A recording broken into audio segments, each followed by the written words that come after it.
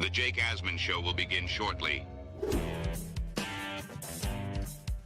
Thanks to all these great Patreon members who help support the show. Get your super chats ready. Jake will be here in just a moment. If you love the New York Jets, this is the place to be.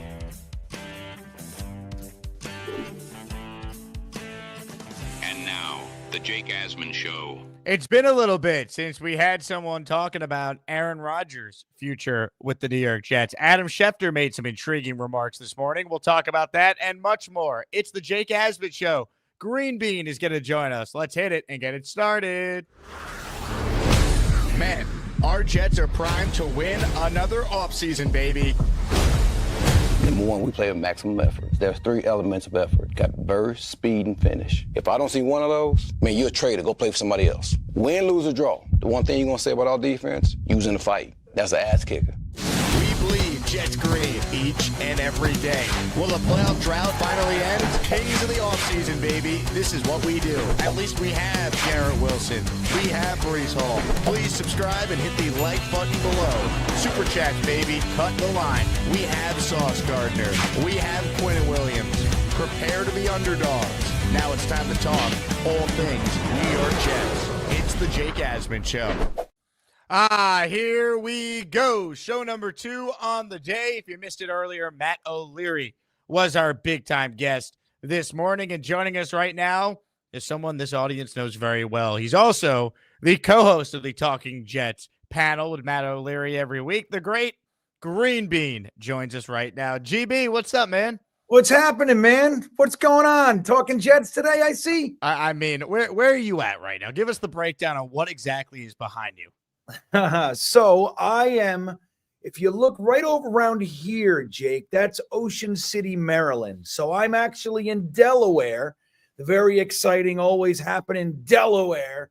But really, I'm hanging out in Ocean City, Maryland, while we talk some Jets today. I love it. I mean, what a beautiful aesthetic behind you. Out of all the different streams I've done, I mean, this has got to be right up there with one of the best aesthetics I've ever seen. Yeah, well, you know what? It's fun. I'll be honest. I was moving my computer around all different places in the house, and then I looked outside. I said, "Let me see if that'll work. Let me go outside and show everybody what's going on." So I'm actually happy that I figured it out.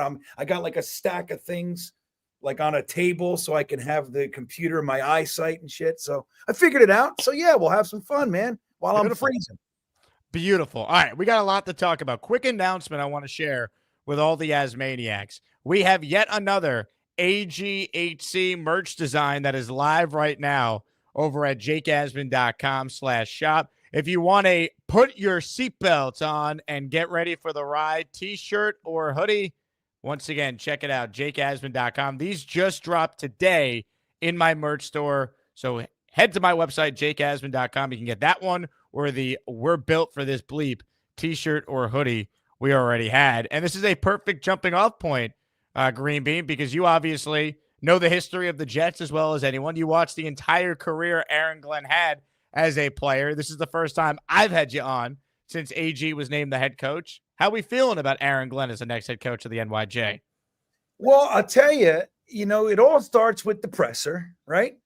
And we've had some interesting ones. We've had Adam Gase, that was nice and fun, inspired certain feelings from Jets fans. This was the exact opposite. I got to say, and I shared with you, he wasn't my number one choice. But I like him, of course, but he wasn't my number one choice. But going into that presser and then watching him and then leaving, one phrase, all right, I'm in. I'm in. I don't know how you can't be excited about Aaron Glenn. And then you add all to it. What he said that really made me get psyched up, Jake? It wasn't the now famous, we're the New York Jets, we're built for this shit. It was when he brought up 1998 in the Denver Broncos, the AFC Championship game. He said, I want that one back. And that to me resonated. It's like, you know how we stew over that stuff? We're like, oh man, if Doug Bryan would have just kicked the damn field goal. But now our head coach comes in and he brings that with him. There's Jet memories that he has that just never sat well with him, and he wants it back. That to me was the biggest thing coming out of that presser. You're right, but I won't lie to you. This still was pretty sick. We're the freaking New York Jets, so we're built for this shit. Hell yeah. Let's go. Let's go. I don't know how you can't be psyched about it. No doubt. And I'm with you. Glenn obviously wasn't my first choice. It was more so not him. It was just the idea of any first-time coach. But I'll be honest, and I know it's just a press conference, but it showed me a lot with not even just the answer that he gave about 98 or him firing us up with the "we're built for this" bleep. Just the way he handled the media about the Rodgers questions and the way that he was in total control and really set the tone right away. He didn't sound like a first-time head coach. For lack of a better term, it was very Parcellian how he was dealing with everything that day. Yeah, and there's a lot worse things you can be than Parcellian, which was one of the selling points, if you will, for him. It was the fact that he kind of grew up in that Parcells mindset. And then you add to it Sean Payton as a defensive backs coach for him. So there's that background now of coaches that not only know what they're doing on the field, but also know how to handle that stuff. And I agree with you. He just kind of said, look, before you get into 150 questions that are the same question asked a different way, I'm just going to tell you right now, this is the way it is. I loved that. I thought that was great. And like you said, it shows a little bit of, he's like almost, for lack of a better word, like a pro at this. He knows the New York media. He knows what we're all about. He knows how they're going to try to get him. And he just cut him off at the pass. That was refreshing for me. It was awesome. I'm right there with you. So we'll talk about the coaching staff. I want your take on Steve Wilkes. I want your take on some of the other reported hires, what they're going to do at OC. But this morning on Get Up, I kind of sliced this together because it was a longer segment. But I wanted to hear specifically from Adam Schefter, because you tell me if I'm wrong. It almost sounds like in what I'm about to play you, Adam Schefter is insinuating it's either Jets or retirement for Aaron Rodgers. So to give everyone context, the question on the panel on Get Up this morning was, should the Jets bring back Aaron Rodgers? And they were split on the panel. Damian Woody said no. A couple of the other guys on the panel said yes. And this was Adam Schefter talking specifically about Aaron Rodgers. So I watched the Netflix documentary about Aaron called Enigma. It's fascinating in so many ways. If there's one thing I took from that, it's I do not believe he retires coming off of this unless he has no options.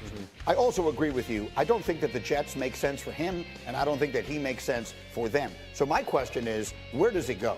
It may not be. But hold on, before we say that, if you say he doesn't make sense for them, and I'm not going to argue, who makes more sense than him? Well, give me a quarterback that fits better there. I don't have an answer to that. I don't. And that's the big thing that all of the Jet fans keep saying. That may be the biggest argument, right? That it's a new coach, it's a new front office.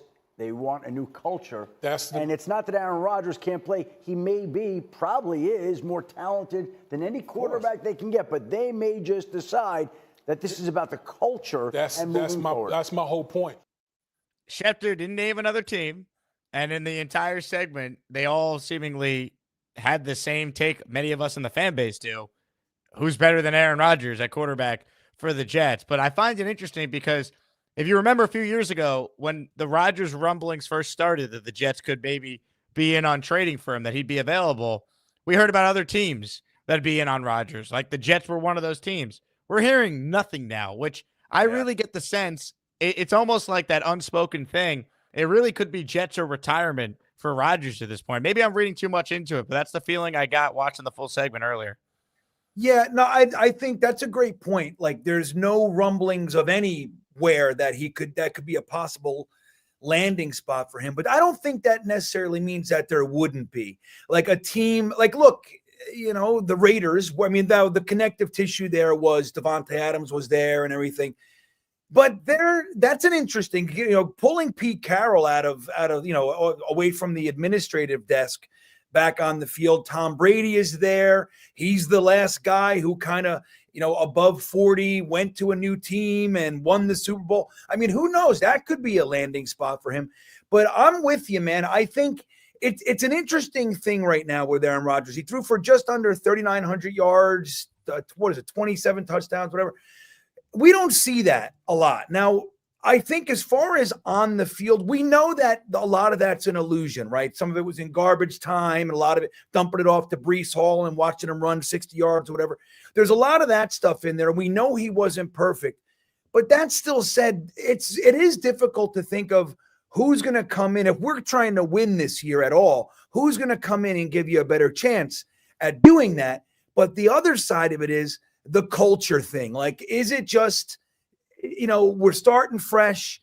It's like keeping one dog turd in the corner of the room when you clean out everything. It's like it's still going to smell like dog turds, right? If you keep one thing around. So I don't know. I really do go back and forth on what I think should happen.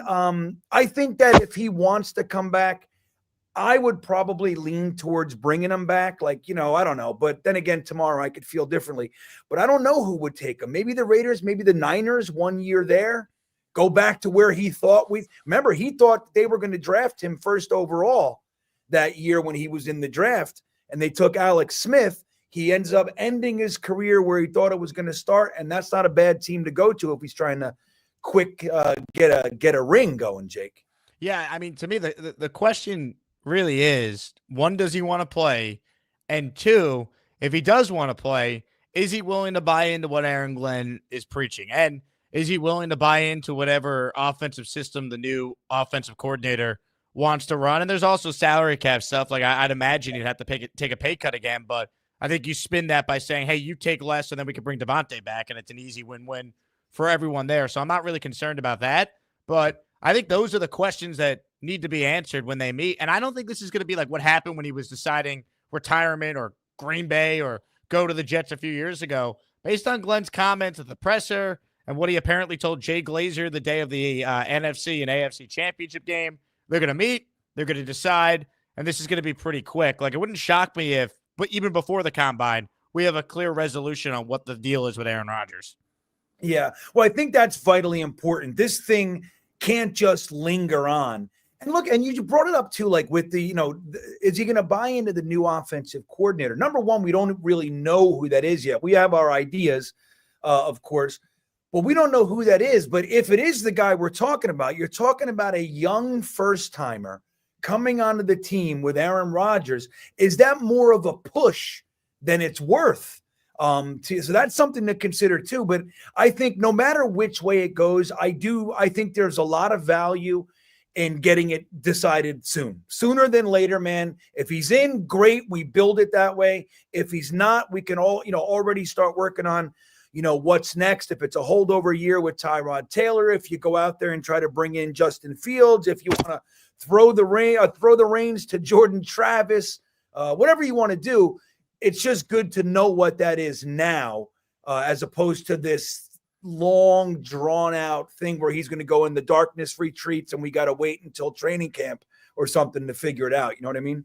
100%. And look, I want him back just because I don't see a better option, but even I'm someone who understands that if it's not a fit, if he's not all in, then all right, you move on. But I like, there's some people who are just like, just get rid of him. Nah, it's like, why? Where are we finding better quarterback play? And people are like, oh, who cares? At best, we're maybe a 9-win team with Rodgers next year, or we sneak into the playoffs and lose. And I'm like, people, they haven't won more than 7 games in a year in a decade. They haven't made the playoffs since 2010. If you want to believe in Aaron Glenn, then making the playoffs even with an old Aaron Rodgers at the end of his career, that's not nothing. There's value in these young players experiencing winning and getting playoff experience potentially. Like, I just hate the mentality from some of the fan base. Oh, you're not going to win the Super Bowl with Rodgers anyway, so just move on. Like, move on to what? It's not like they're drafting in the top 2 and they could get one of these quarterbacks. They're in no man's land at quarterback for 1 more year till 2026. Like, I don't know. I want to win games. Isn't that the objective of being an NFL team? You're trying to win football games. Like, I know the Jets don't do that, but that should be the goal next year. Yeah, we forget that that's the goal. We think the goal is actually having an incredibly loud, dramatic story every single week. That's what we do. We know how to just have drama every week. Like, wouldn't it be something, guys? Like, let's say we can pull out a 10 or 11 win season. Wouldn't that in and of itself be incredibly valuable. Wouldn't you have a better time watching 10 wins as opposed to, 5, what we got this year? Or like you just said, we haven't eclipsed 7 in a very, very long time, man. I mean, I think the last time is 2015. Maybe we had an 8-8 in there somewhere, but 7 wins in the entirety of Joe Douglas's 6 years here. I think I could really go for a 10-win season and getting into the playoffs. Like you said, we haven't done it since Rex Ryan. Aaron Glenn coming in his rookie year and getting us into the wild card, having that extra week of football. There ain't nothing wrong with that, everybody. And also, too, like, it's been a while, but a lot of people maybe forget Al Groh, winning season, his first year as Jet coach. Herm Edwards, winning season, made the playoffs, first year as the Jet head coach. Mangini, playoffs, 10-6 record. Rex, playoffs. And then the greatest of times, those 2 years with the championship game runs. Even Bulls won 10 games his first year. Like, this idea that the Jets should just give up because they got a first-year coach, that's crazy talk. Try and win games. Yeah. And look at that streak, too. We kind of had a nice start to our regimes for a long time there. I mean, the Robert, you don't realize just how bad.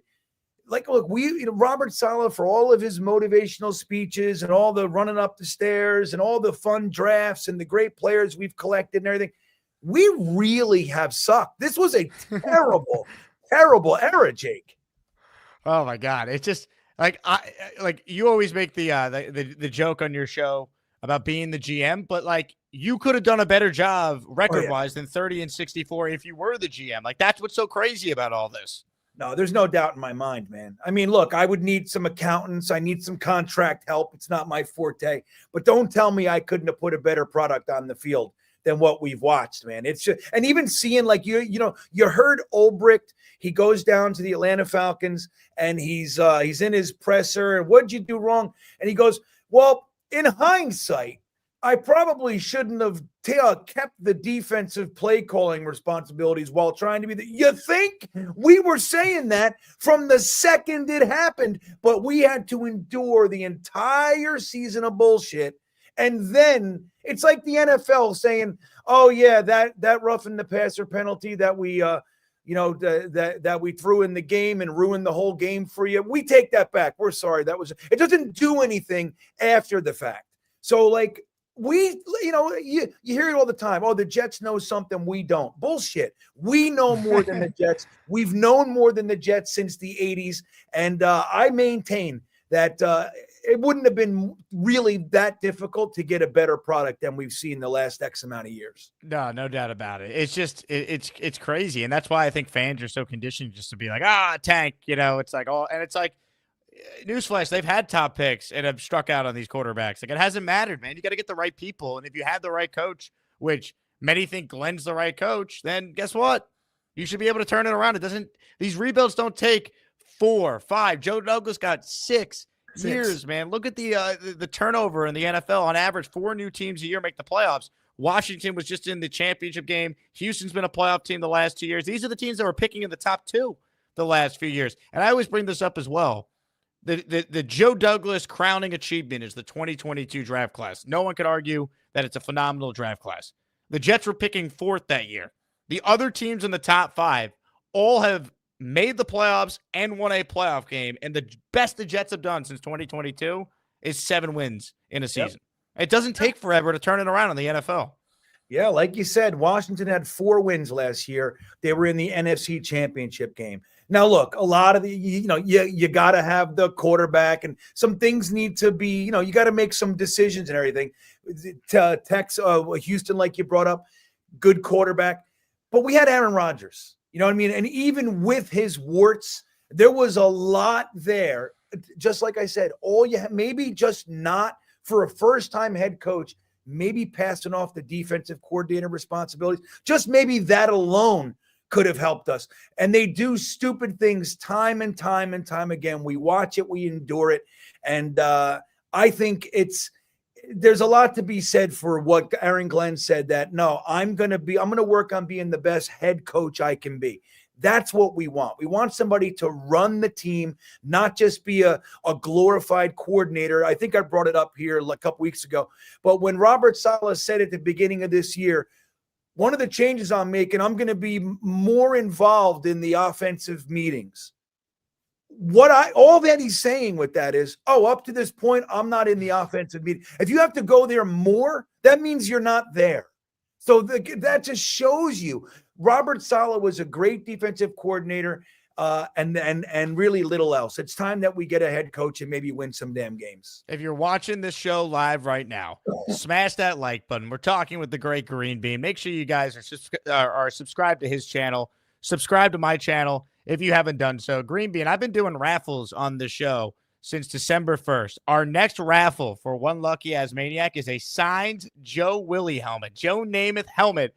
We're raffling away. If you win, get the membership to be eligible for the raffle, which will be next week in honor of Super Bowl week. We also have a Joe Klecko signed helmet for our second place prize.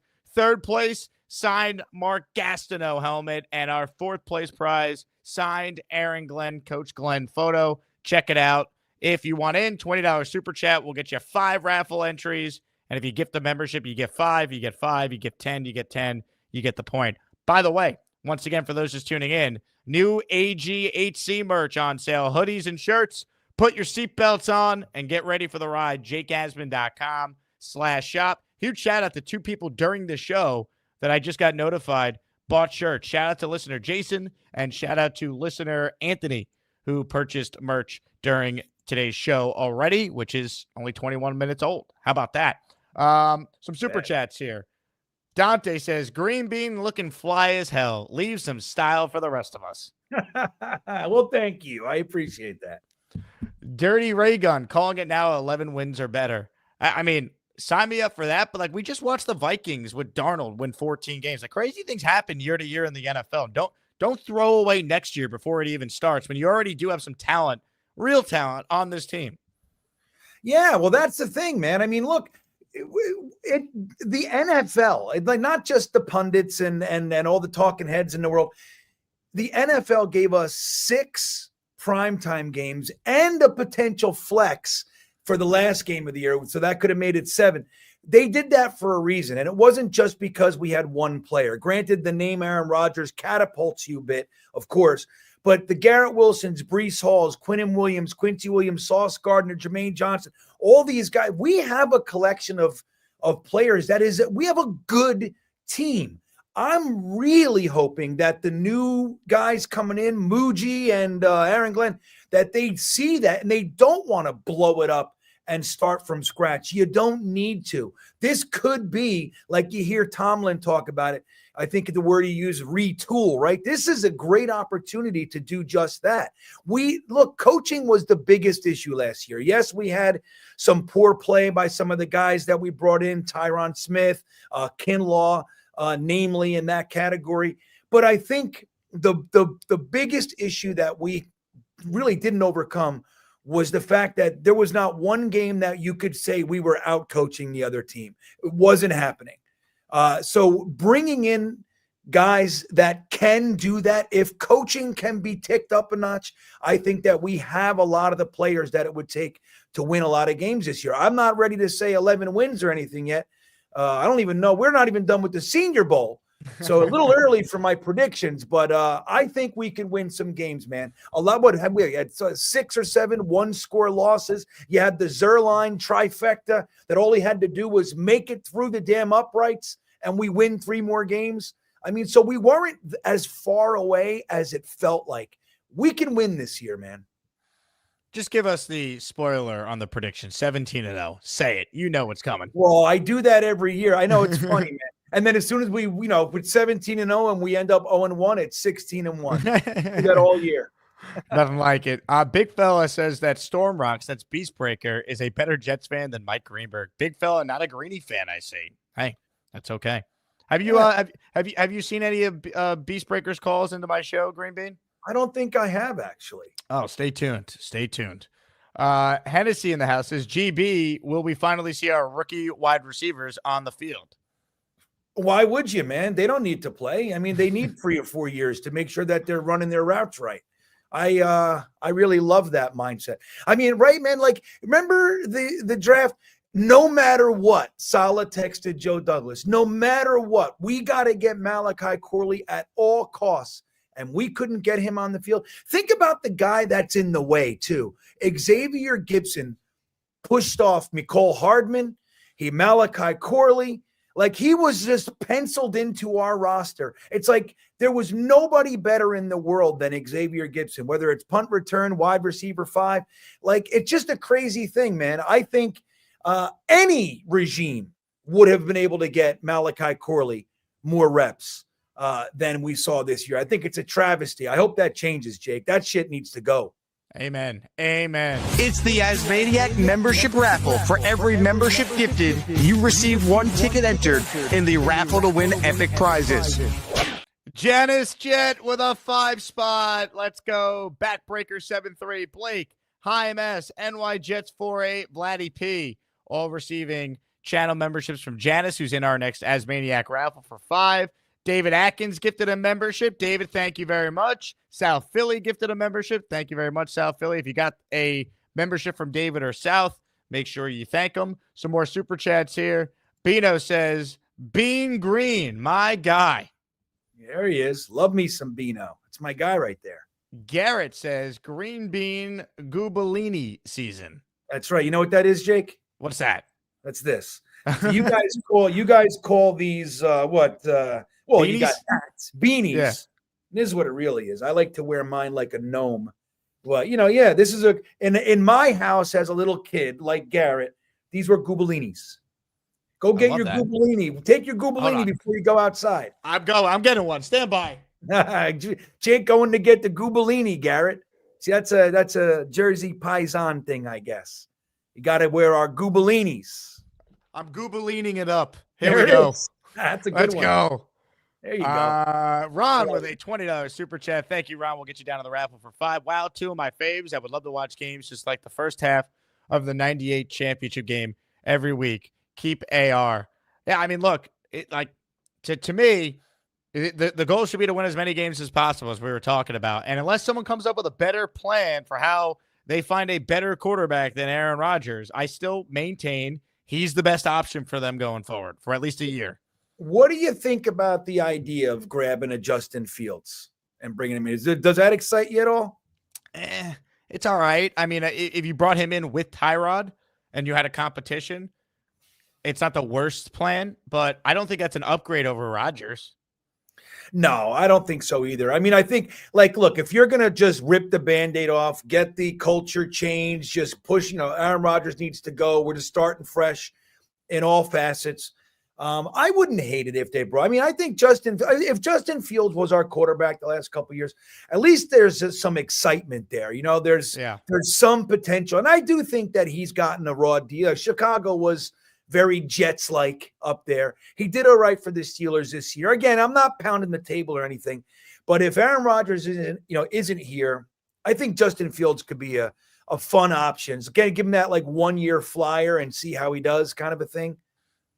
It's not the worst idea if Aaron retires or they move on, just because there's upside there, because we've seen it with Darnold, we've seen it with Baker. That's like best case. Hey, you never know, and he's not awful. You can win games with Justin Fields if the rest of your team is solid around him. The Steelers prove that. Yeah, I wouldn't hate it. I mean, at least it's fun. It's like the idea. What's his name? The other kid. What was his name? The guy who drafted by the Bucks. I don't know why he's escaping he threw 33 touchdowns and 33 picks. He was on the Browns this year. Jameis Winston. Yeah, Jameis. So I'm fried out. Somebody like him. I mean, it's you don't really have any hope that you're going to win the bowl, but while you're getting things settled, instead of just throwing the season in the toilet, having a chance, Justin Fields, Jameis, those kinds of guys might be fun options for us while we figure it out. Robert says it's an abomination how they handled Corley. Amen. Amen. Ugh. By the way, that's part of the reason why I think bringing Aaron back also makes sense, because I believe that means you have Devontae, and without Devontae, that wide receiver room is Garrett Wilson and a bunch of guys who can't play. So you're revamping the entire wide receiver room. That's a real problem. Well, Jason Brownlee got to get himself into the Super Bowl, so he's now a Super Bowl wide receiver. So that's good news for our. See, Salah knew he knew he knew it. He had his eyes on him, and he knew Corley or Brownlee was Super Bowl made. So, but yeah, I mean, who do we got? We got Lazard under contract. We got Xavier Gibson, Irv Charles. Not the greatest crew, but that's why in the draft you got to get McMillan. That'll do it. But I hear you. Right. If Rodgers means Devontae and you can kind of run it back, like it's like pushing reset. They shake off all the mistakes, all the rust and everything, and we kind of, we get to start fresh and have a second go at this. I think there could be something there, especially without Tyrod Smith for the first 6 or 7 games, letting up 5, 6 pressures a game. That could help too.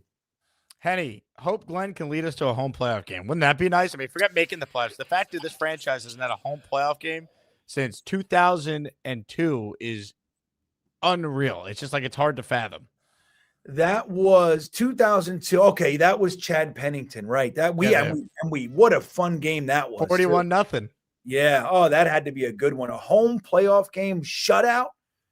And who knew we would never get one again? It's just a crazy thing. I know. I just want to get in. Now it's even harder to get a home playoff game than it was. But yeah, I mean, I don't know, man. That would be delightful. I can't even think of such things. I just want to get in there, man. The big fella in the house, GreenBean. Jackson Dart's stock is rising. Are you a Dart guy, GreenBean? Not particularly. Granted, I haven't really, I haven't done a deep dive.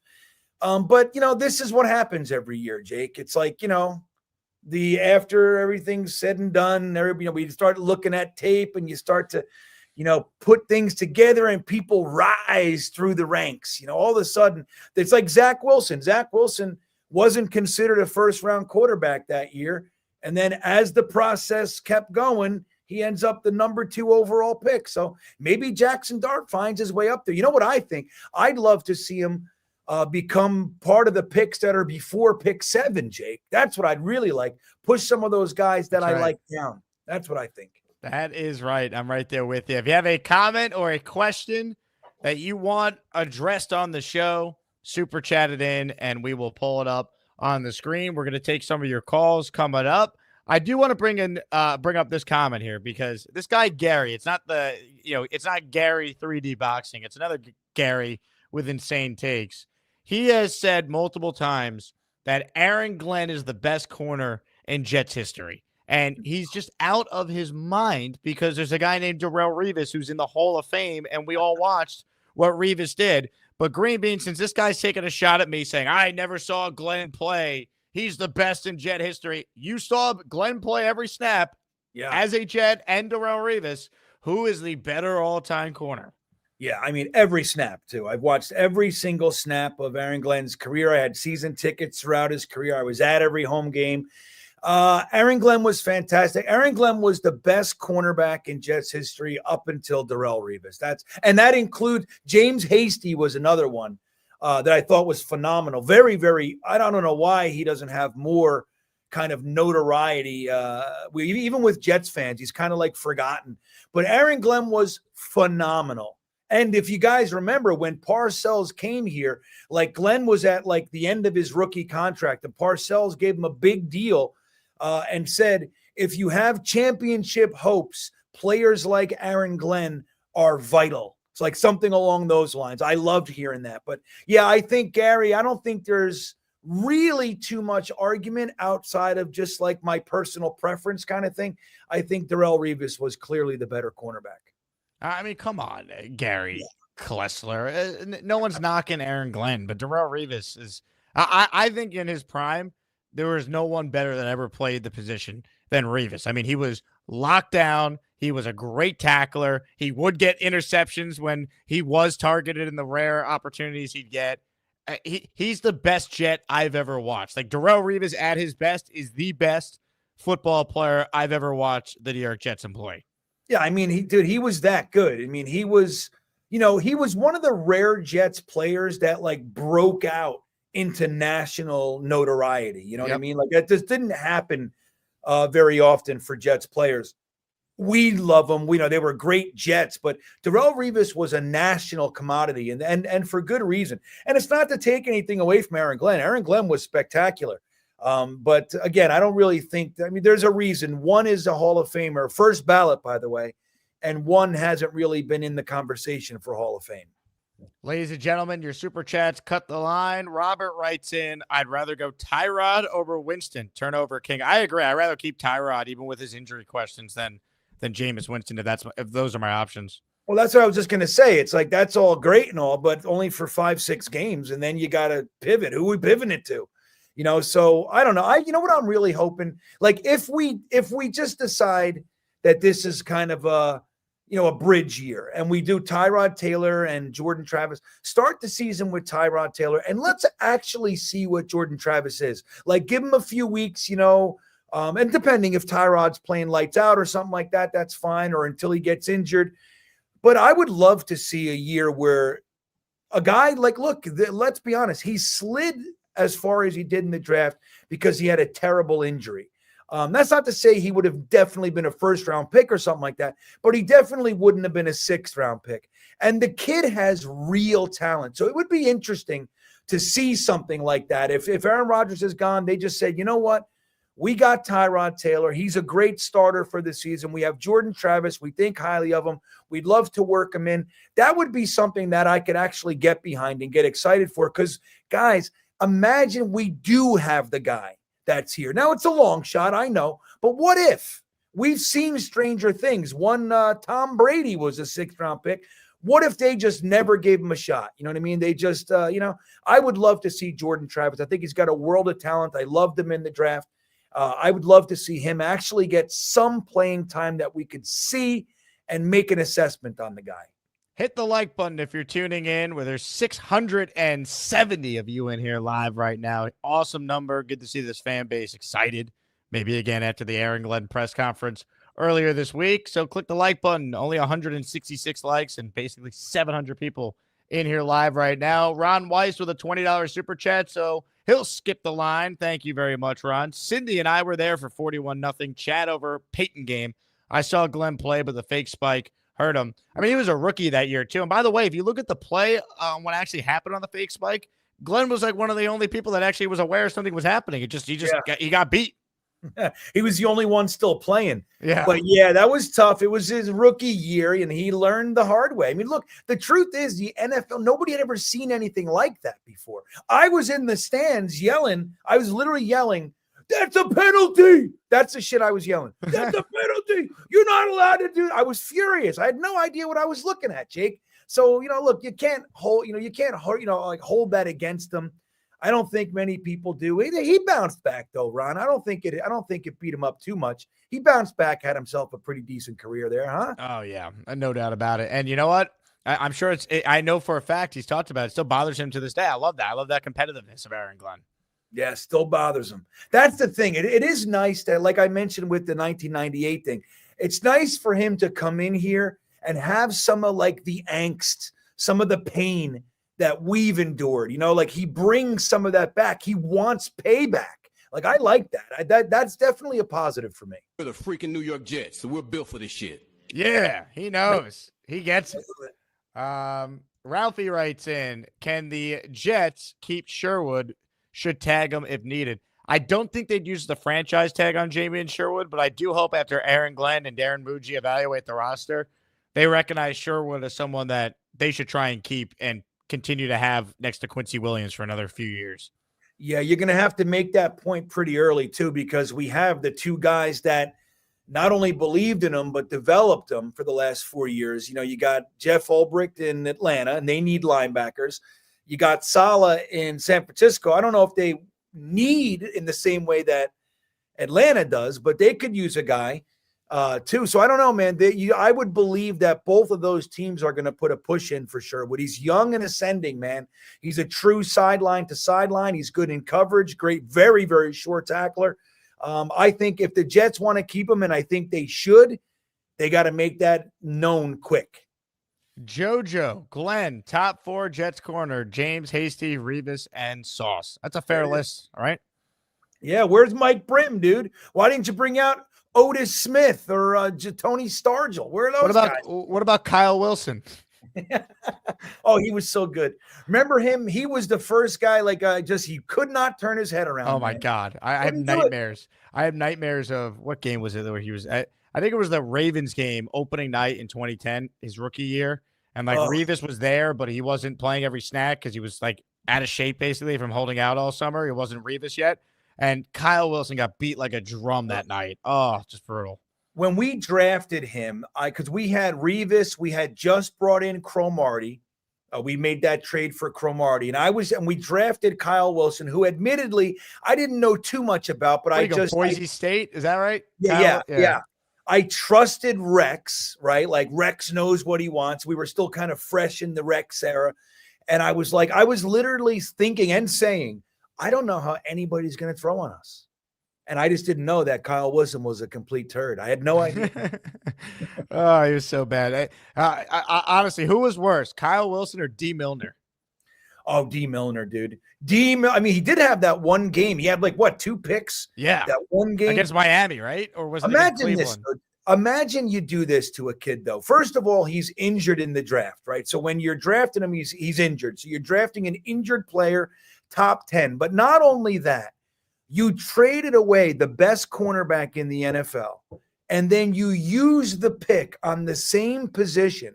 You want to talk about an uphill battle? We did not do that one any favors. We could have drafted anybody but him, and it would have made more sense. I mean, we stacked the odds against him, and he was never going to make it anyway. He was terrible to watch. Terrible pick. Horrendous. Absolutely horrendous. Free stuff. That's no ghost gifting a channel membership, and it went to listener. I don't know who got it. It's not coming up for me. Someone got it. Someone got it from That's No Ghost. It is Renifi Ramirez. So Renifi, thank That's No Ghost. Dirty Raygun has a super chat. He goes, agree with Boy Green's Jordan Travis comments. The only problem is that's not Boy Green. That's GreenBean. But don't worry. Dirty Ray Gun super chatted again. Sorry, meant to say GreenBean. That's okay. There's worse things to be called than Boy Green, I guess. Have you guys ever done a show together? Have you ever collaborated? Yeah, plenty. Yeah, we've done plenty of shows. I love that. It's been a minute, but yeah, I love Boy Green. It's great that we have a Boy Green and a GreenBean that have huge followings in the content creative space. Yeah, it makes it more fun. Love it. Let's see. Robert, I don't know if I read this one, but he likes Jordan Travis. I just don't know if he's healthy. I wish we got to see him in the preseason or hear some things about him at practice, but he's yet to complete an NFL practice to this point. So anything you get from him is a bonus. Go into the year expecting nothing, and if he surprises you, who knows? That's kind of how I would look at it. What, with Jordan Travis? Yeah, just because we don't know. He's never even been participated in an NFL practice yet. Yeah, we haven't seen anything. That's why I'd love to see it. I mean, but you never know. I mean, this regime could come in and just be like, we didn't like him as a prospect. Who knows what Mooj and Aaron Glenn think of him. I'm hoping that we get to see something, but I'd rather see, if you got a player. I mean, look, I don't think anybody could deny he has talent. You might not like his throwing motion. You might not think that he's got what it takes and all that jazz. But I don't think too many people argue that he's talentless. And it would be nice to see what that can be in the NFL. But I'll tell you what, it'd be better if we just had Aaron Rodgers and he came back and we pushed reset and we were able to do what we thought we were going to do this year, next year. That'd be better. Amen. Hennessy says, do we finally find a good safety this year? I don't know. Do we? I'll tell you what, it might be fun if we actually start looking for one. I mean, we haven't done that. I mean, look, Joe Douglas's first draft, he took Ashton Davis with one of his thirds. He traded back and got an extra third, and then he used one on Ashton Davis. That's the most capital that we used on a safety in the last 6 years. And it sucks because I'm actually one who safety is one of the positions that I happen to love. I love a good safety, a ball hawking guy who can cover the whole field, get you some interceptions, or, a guy coming downhill. like a freight train laying the wood like Victor Green, whether it's a strong safety or a free safety. I think it's a very, very valuable position that we have all but ignored. Yeah, we brought in a couple of free agents, Jordan Whitehead, but predominantly, I mean, look, Chuck Clark we traded a 7th-round pick for him. If I remember correctly, I forget. I don't even know was he an undrafted free agent or a late-round pick? I forget. But either way, we gave a 7th-round pick for him, and Tony Adams was an undrafted free agent. That's about it. The least amount of capital that you can put into position as possible. So it'd be nice to see what imagine Sauce and Reed if they had like a Kyle Hamilton-esque kind of guy floating around the top for him. What would that have done for our defense? That'd be nice. All right. It'd be nice. Big fella writes in, Tony Stargell made Kyle Wilson look like a Pro Bowler. He did. Tony Stargell was so bad. And we kept him around for years. You remember him, Jake? Was he before you? He was before my time. Yeah. He was so bad. He was like before the internet, he was so bad that all Jets fans, like he was one of the guys that you heard all Jets fans hated him, and we didn't even talk to each other. You know what I mean? He's that bad. Yeah, that's crazy. Yeah, it's just the name. It's one of those names where you hear and you're like, another elite pick in Jet history right there. And we had so many of them. That's one of the things I hope doesn't change. I mean, say what you want about Joe Douglas.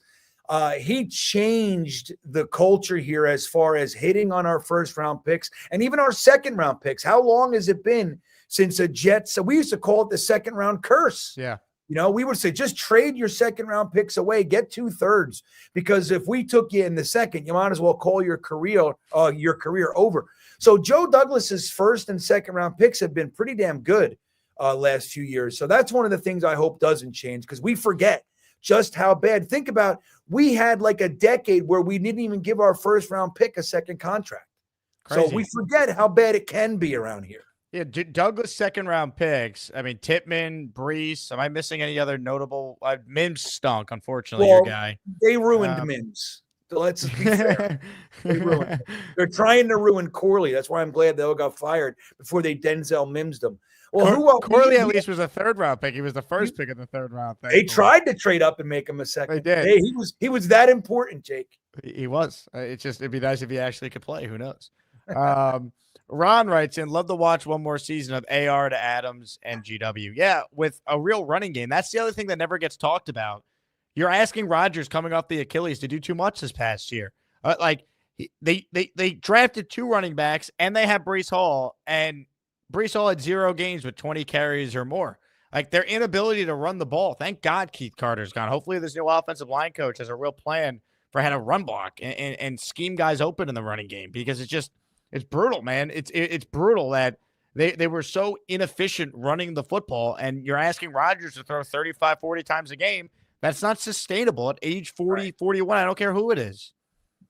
I agree. I think, look, we got to make sure that we finish this offensive line. I don't know if we're going to bring Morgan Moses back or whatever, but we have to have intelligence with our schemes. It always felt like you never knew what we were trying to do. It was just like, kind of like, run this one, try this play. Like, it didn't feel like it was a cohesive, like we actually had what's called, imagine this, a game plan, a game plan. Right. We just went out there and just played football. It's crazy. Jake, I got to take my computer inside. I'm freezing. I hope you don't mind. Oh, no, not at all. I'm going to miss the beautiful aesthetics behind you. Yeah, June, the GM. Look at this. He wrote in, GreenBean looks like he's sitting in the middle of a portrait. Wow, what a background. It's beautiful out there. Yeah, it's nice. Ocean City, Maryland, everybody. I got to come in here and get to this chair over here. Sorry. And it wouldn't be the worst idea to plug my computer in. No, you're good. While you're doing that, I'm going to remind everyone again that if you're tuning in late, the Joe Willie Namath signed helmet is the headliner of our next raffle giveaway, including also a Joe Klecko signed helmet, Mark Gastineau signed helmet, and an Aaron Glenn signed photo. And if you're just tuning in, new AGHC merch at jakeasman.com. Huge shout out to one of our own for designing this. Listener Mud City sent in the design. So if you want an AGHC, put your seatbelts on and get ready for the ride t-shirt or hoodie. Check it out at jakeasman.com. Patreon users, 20% off. So if you plan on buying one of these shirts or hoodies and you're not a Patreon user, you might as well sign up. You'll save more than $5 because that's all it costs to become a Patreon user. Now, GreenBean, I just see a black screen. Can you still hear me? Or maybe not. Ladies and gentlemen, we don't have GreenBean, but we have Beast Breaker. Beast! I'll come back to you, Beast. Stand by. Comments, questions, super chats. We'll cut the line. By the way, Beast, love the shirt you're wearing. I didn't send you that, though. Gator sent you that. Give love to Gator when you call back.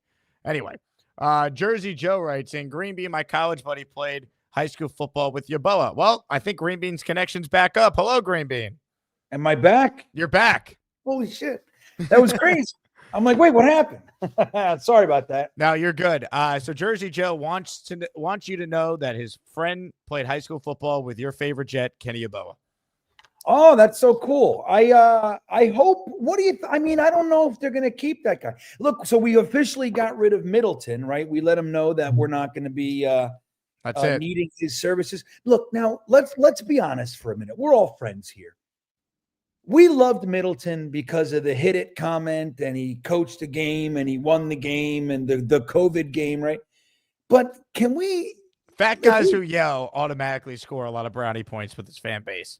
Right. Just right off. We're like, oh, especially when like Salah's so stoic and we get somebody with some passion. If it moves, hit it. If it don't move, hit it. And if you're not sure, guess what? Hit it. Hit it. But let's be real.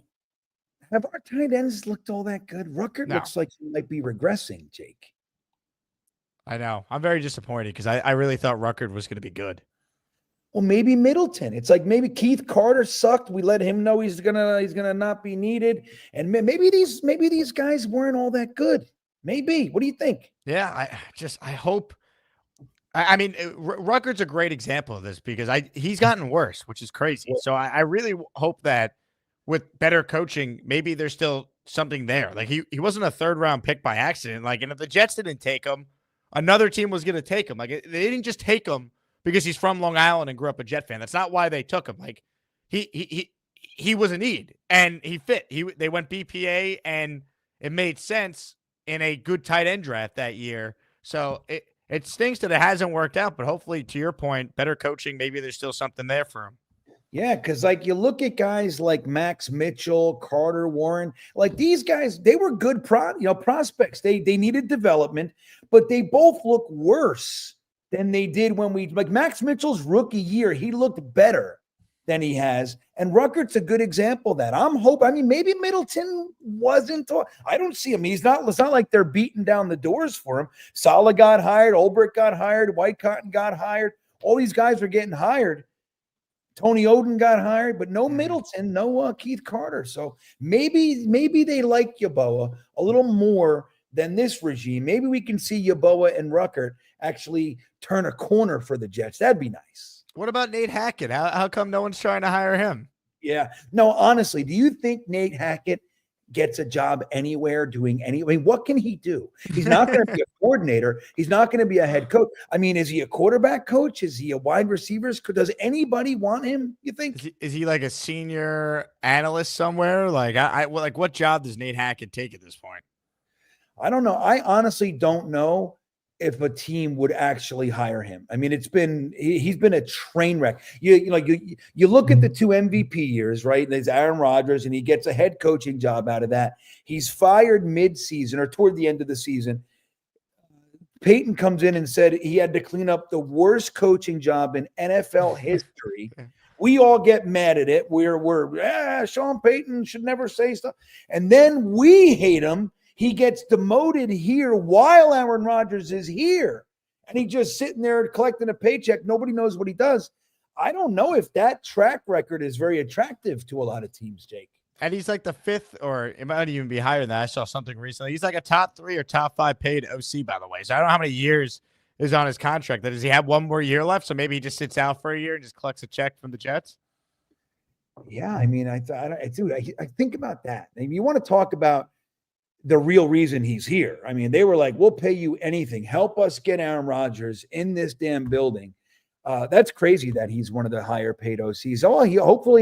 Hopefully he realizes it and he stored some money away. He's not going to go broke, because this was probably his last big payday, I'd say. I'd imagine so. Mr. Business writes in, how are there so many commercials when Jake the Jackal is on? Oh, capitalist. Contrary to popular belief, Mr. Business, I don't control the ads that YouTube puts in the streams. I do not. So thanks for watching, but I have no control over what ads you get. I will say, if you pay for YouTube Premium, you don't get ads on anything, which is honestly one of the best investments I've made, because I watch GreenBean show and every other Jet YouTube show, and it's nice to bounce around without getting an unskippable ad before doing so. Dude, I can't imagine watching YouTube without premium. Like when I go to like my wife's account or something and there's ads, I want to throw the computer through the wall. Yep. But I'll tell you, I get people, right? It's funny. They complain like, why every time I watch your show, I get ads for like panties. I'm like, dude, that's poor algorithm. I have nothing to do. I'm not sponsored by panties. That's you. That's what you're looking at, buddy. That's your own computer algorithm. Now, what if I told you I'm in the process of coming up with some Asmaniac undies for my merch store? What if I sent you some? Would you rock it? I would rock it. Now, Jake, let me tell you that when I created my merch store way in the beginning, I was still in the RV and I was sitting there 3 a.m. creating merch. I actually tried to make women's panties with my face like perfectly placed. You know what I mean? Yeah. I tried. Sure. It wouldn't work. I don't know if they wouldn't let me or whatever, but I couldn't pull it off. But I was trying, buddy. I was trying to get that one out there. How's this for a transition from GreenBean's head on women's panties to Ron Weiss saying, guys, what round do we go tight end? Tight end. There you go. It makes a little bit of a segue there. That was nice. Well, I mean, there's a world. You know what? It would be so funny if we do take Tyler Warren at pick 7. The real gold there is the Bowers boys. What that would do to them. Oh my God. Because we passed on Bowers, and then the next year we take a top 10 fucking tight end, and it's not Brock Bowers. And watch, he'll suck. They finally do take the tight end. He'll absolutely suck. Well, that would be, if your Jets history is any indicator, then yes, that's exact. We missed out on that guy. We tried it. And look, we've done that before. Do you know that the Jets passed on Anthony Munoz because our doctor, one of the greatest left tackles in NFL history, we passed on him because our doctor said that he had concerns. And then 2 years later, that same doctor gave his stamp of approval for a guy named Mike Haight, who was perpetually injured for the Jets and never became anything, another first-round tackle. So it's happened before. So I don't know. It might be dangerous to take a tight end in the first. The Bauer boys are ready. Did somebody say Brock Bowers?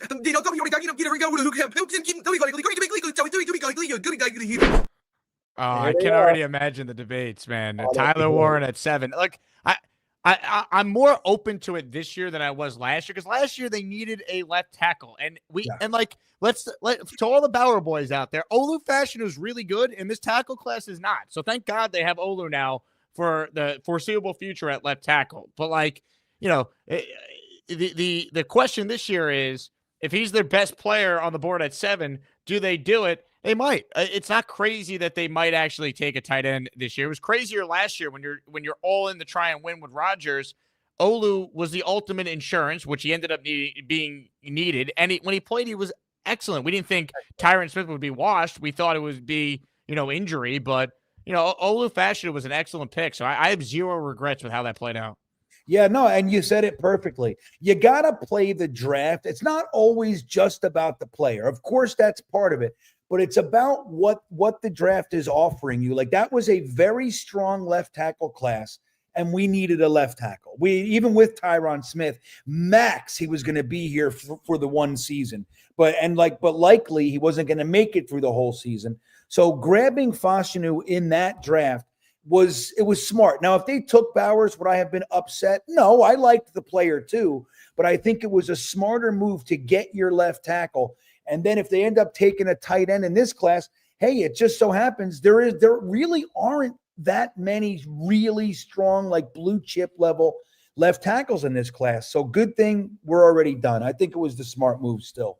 Last chance to get a super chat in for GreenBean. Fiore writes in, whatever this team does, I really hope it's not a tank season. I'm tired of watching losing football. Have to believe Glenn will try and win. Our beat is acting like it's just a throwaway season. Yeah, I mean, there's nothing the beat would love more than a fresh 4-13 year. And F that, man. Win as many games as possible.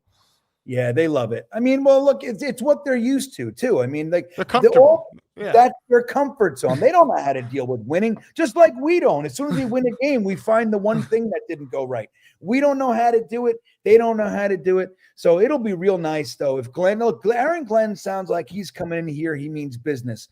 And again, has some resentment that he's been carrying with him throughout his career from his time here. He started his career here. He started after his playing career here, and now he starts as a head coach here. I think it's perfect. I think we could definitely come into this season. If we do this right, we're not that far away. We could have some fun. The Jet beat, they get up in the morning, they go, the sweet smell of a 4-win season. They love it. They love it. I'm tired of losing. Let's not lose. Let's win games. I'm sick of it. I know, and let's have some, even if look, not only one team wins the Super Bowl every year. If we're one of the teams that can win more than we lose and we get an extra week or two of football getting up, that to me is fine too. I just want to stop being the embarrassment. I want to stop being made fun of and have nothing to say back. Yep. That's what I want. And that's what made these last 2 years just so painful, because I truly believed they were going to be good. I really did. I saw the talent. I thought it would just, I thought they were going to, at the bare minimum, be a playoff team, and to go 5-12, it's hard to fathom. Unbelievable. You couldn't have made me believe it. Especially I think you mentioned it a couple weeks ago. If you told us Aaron Rodgers was going to start every game, he's going to throw for almost 4,000 yards, 28 touchdowns to 12.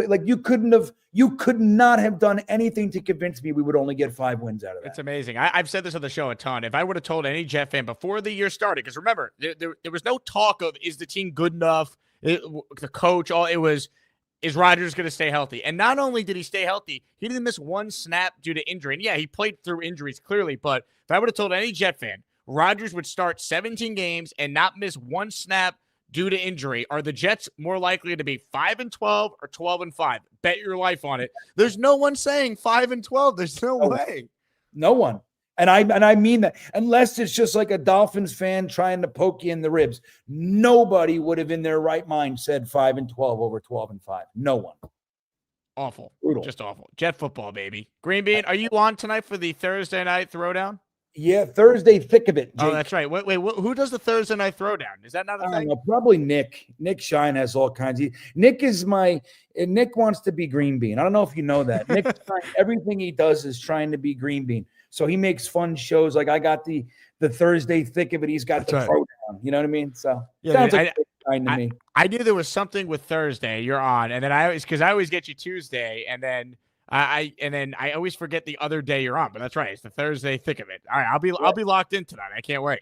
8 p.m. on GreenBean Jets fan, everybody. We'll have some Dom's down in Mobile, so we'll have Dom on and Gunny and everybody. It'll be fun. Did he get as sunburnt as it looked like Jets Chaos, our guy Jeremy did? Yeah, Dom was cooked too, man. It's they were out there. They were humping for us, man. Lots of interviews. They were doing the job. I love it. I love it. GreenBean, you're the best. Thanks so much for coming on, dude. All right, thanks, Jake. I'll see you. Ladies and gentlemen, the great GreenBean on with us there. We'll get to your calls coming up. If you're watching live right now, smash that like button. If you're one of the 700 people watching live right now, another reminder to join the Patreon if you haven't. We actually got a Patreon member during the show, Ed Carco. Thank you very much for signing up. If you sign up for the year, you save 15%. Patreon.com/Jake Asman Show. Get in the Discord. Get your name added to the intro. Bonus shows. I posted a bonus show yesterday to everyone on Patreon, so check that out if you want some additional content. All right, let's get to some of your calls on the Gustbuster Umbrella Hotline. And first up today is Kyle Clifton. What's up, Kyle? Bean's going to the Delaware Shore, or the Maryland Shore in January? I guess so, man. I mean, he's trying to reenact what actually, I guess that was the Delaware River that Washington was doing his thing. And never mind. Move on. I'm good. Continue. So Rodgers has no choice. If it's us or nobody else, and you're going to find out a lot about his personality now. It's him coming to us kind of with hat in hand, pay cut, accepting the program. Like, maybe McAfee has to go. Like, this is the old Rodgers and the old way of doing things is out the window, I think, if he comes back. Because it's got to be about the team. It's got to be about the program. It can't be about anything else. And the way you demonstrate that is say, this is going to be my last year. I'm here at this price. I want to give it one last try. And I know this is my last go around. And it's all about football. Agreed. And I don't know. I think some of that is not that big of an issue for him, really. Like, I think it's just about, does he want to play or not? Right. Listen, I myself don't have a problem with the McAfee appearances, but I think if you're trying to set a culture, like trying to, weed out the individual star quarterback, there's something to that in the Parcellian tradition, right? I think that it's something that Glenn would probably communicate to him when they do get together and meet. That said, I don't like the way our team's going to look without Rodgers. Like, it's from hunger out there with our other options. If you think, and then I've seen this in the chat, that Justin Fields is staying in Pittsburgh and Russ is going to Las Vegas, it's going to be down to what? Us and the Giants picking over the scraps. Like, I don't like the whole idea of us fighting over Winston. That's not appealing to me at any level. Also, as a final note, I think that if the Jets were to take a tight end this year in the top 10, that 3D boxing might self-harm. That's a scary situation for him. Next time Gary calls in, I want to ask him what 3D boxing means, because my understanding is it's just boxing in 3D, but I want to confirm it. Yeah, there you go. Thanks for your time, Jake. Kyle, great call as always. Appreciate it. Anyone know what Gary does? 3D boxing? Just boxing in 3D? Is that what that means? Knockouts don't matter if you land enough jabs. Ladies and gentlemen, Bang Mateo was sent to the hole during the first show, but he has returned from the hole for the second show, and he's back with more. AR needs to go. He has no future, no shelf life, and too expensive. This team is not a contender in 2025. So what's your plan, Bang? No one's saying they're going to win the Super Bowl, but why can't Aaron Rodgers do what Phillip Rivers did in 2000 and was it 18 or 19? I guess it was 19. Or it might have been 2020, actually, his last year in the league. Anyway, they won 11 games and made the playoffs. Why not? Here's the extreme example. Why can't Aaron Rodgers be Peyton Manning in 2015? Just win with his smarts and rely on a really good defense. Now, the Jets don't have the Broncos defense. That was an all-time defense, but that's the best case scenario, right? It all clicks. And Rodgers, by the way, is better than 2015 Peyton Manning. So, okay, he has no future. Well, the Jets don't really have a future at quarterback determined yet either. It's in 2026 in all likelihood. Plus, you take a pay cut. So, tell me what your plan is, Bang. You're Mr. Got all the answers. Beastbreaker says, Bang Mateo, you're a putz. Great take. Connor Long says, I have the backstory why it's called 3D boxing. Please let us know, Connor. Is it just boxing in 3D? Now, once again, the chat seems to be going off on Bang Mateo. So what I'm going to have to do right now is what we like to call an old-fashioned bounty. Ladies and gentlemen, everyone could be involved in this. Any super chat, if we get 10 of them, and we will say farewell to Bang, and he'll go back to the hole. Send Bang back to the hole. Yes. All right. So the goal has been set. If you're sick of Bang, enjoy. Beastbreaker writes in, Bang Mateo, you need to see a doctor. Couldn't agree more, Beast. Open phone lines if you want in on the conversation. Bo writes in, Jake just received your package. Hey now, family show, Bo. But enjoy your Brees Hall card that I sent you in a package. All right, let's get to more of your calls. I think we all know where this is headed. Ladies and gentlemen, it's time.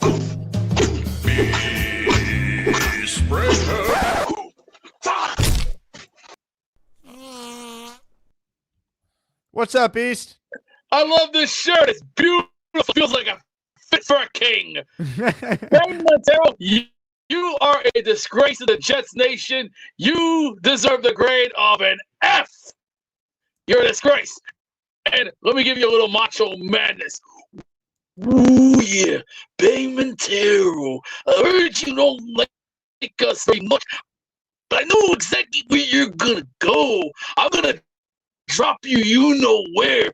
Hit the hole, monkey, because I'm going to fly over you. Don't you know what I'm about to tell you? You know what I'm saying. You better believe what I'm saying, because don't think I'm coming to get you. I'm coming to get you, yeah. Oh, yeah. Now dig it. What do you got for me, Jake? Wait, how many guys did we got him to put in the hole? How many?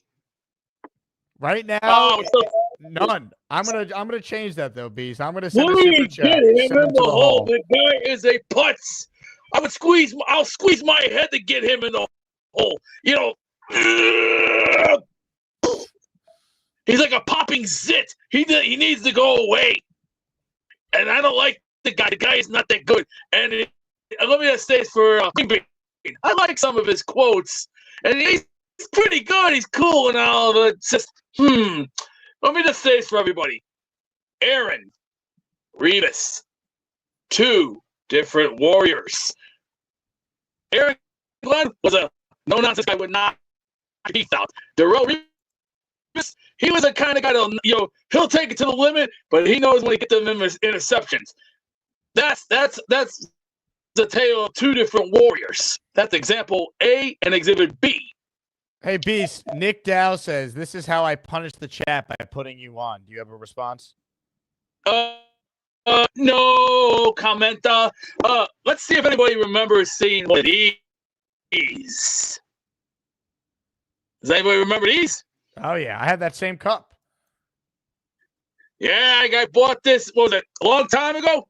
$3. $3 off eBay. I was like, hey, those are class acts. I'm going to hang on to that for the rest of my life until I go. I'm not going to answer this question. Dave Berger is nothing more than speck of dust, except, as a matter of fact, I did some dusting today. Did some dusting, did some laundry, going out tomorrow to the suburbs. I'm going to go out and get me a pizza, and I might stop at some of my favorite stores, just to enjoy, gotta change, gotta keep it going, have a little fun, that's part of life. If you don't have the fun, B-Mac, you do not want none of me, kid. I will turn you inside out, slam you, dunk you like MJ, and take you to school, boy. Now beat it before I knock your teeth out. Beast, what happened to the upside down angle shot that we had on the last show? I'm not gonna even bother with it. It's not like it's not like wrestling with the alligators. But if B-Mac wants to fight with me, bring your pansy ass over here so I can give you a nice little 1, 2, wham, right to the jaw. Bam. Yeah, that's right. A little wham, a little bam, and a little clam. And don't make me call for Pam. Peter Castro says, change your diaper. Do you wear a diaper, Beast? Mr. Peter Castro, I'm going to tell you something. Why don't you go eat some dog turd from a store and go do something else? I got better things to do than jerk around with a monkey like you, egghead. Now go home and get your shine box. Joik off. What an Big idiot. fella says, Storm Rocks, remember, dust off the shoulder. I already know how to do that, my friend. You know what you do? Example, exhibit A. A nice little sponge. But you're lucky you use some of these with a little bit of palm olive. So, man, see, let me run something by you. If you really want quality, you got to go out and get it. Not hard. You know, George Carlin said it best. You get up, you go to work, you eat 3 good meals, you take 1 good shit, you go back to bed. Is there a mystery? No, not at all. If B-Mac still wants me, come on and get it. I'll give him a nice little boom, bam, wham, ha. Breaker 666 $50 will send his ass to the hole where there's no gabagool. No one sent Beast to the hole. He survived. Ladies and gentlemen, a super chat from a guy who was in the hole earlier. Bang Mateo. The elephant in the room is it will be a matter of time before Rodgers would clash with the newbie OC that Rodgers has forgotten more than the OC knows. Well, that's why I think, to your point, Bang, you got to have a very honest conversation with Rodgers, and if he's not all in, then that's it. If he is, that changes things. I mean, Rodgers didn't, quote-unquote, clash with Matt LaFleur when they were winning 13 games his first year there. And then he won MVPs in his second and third year there.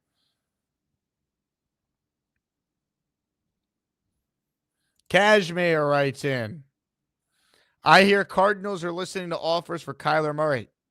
Well, I don't know where you heard that, but it's not true. Do I think the Jets should give up a first-round pick? I mean, I would trade the 7th pick right now for Kyler Murray, but I don't think he's available. I also think it would cost more than that.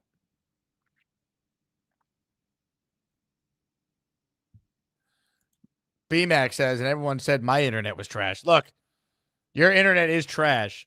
Beast's internet sometimes can be decent. Other times it's horrendous. Beast, I feel like you're calling from a cell phone, right? Call from a laptop next time or a desktop computer. Also, BMAC, you should call in. I really want to get to the bottom of some of your commentary of late.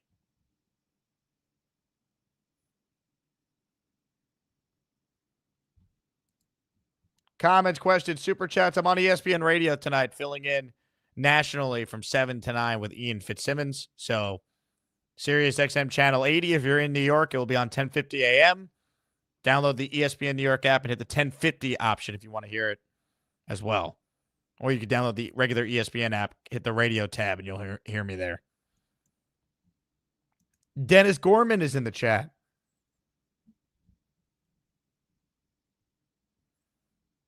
I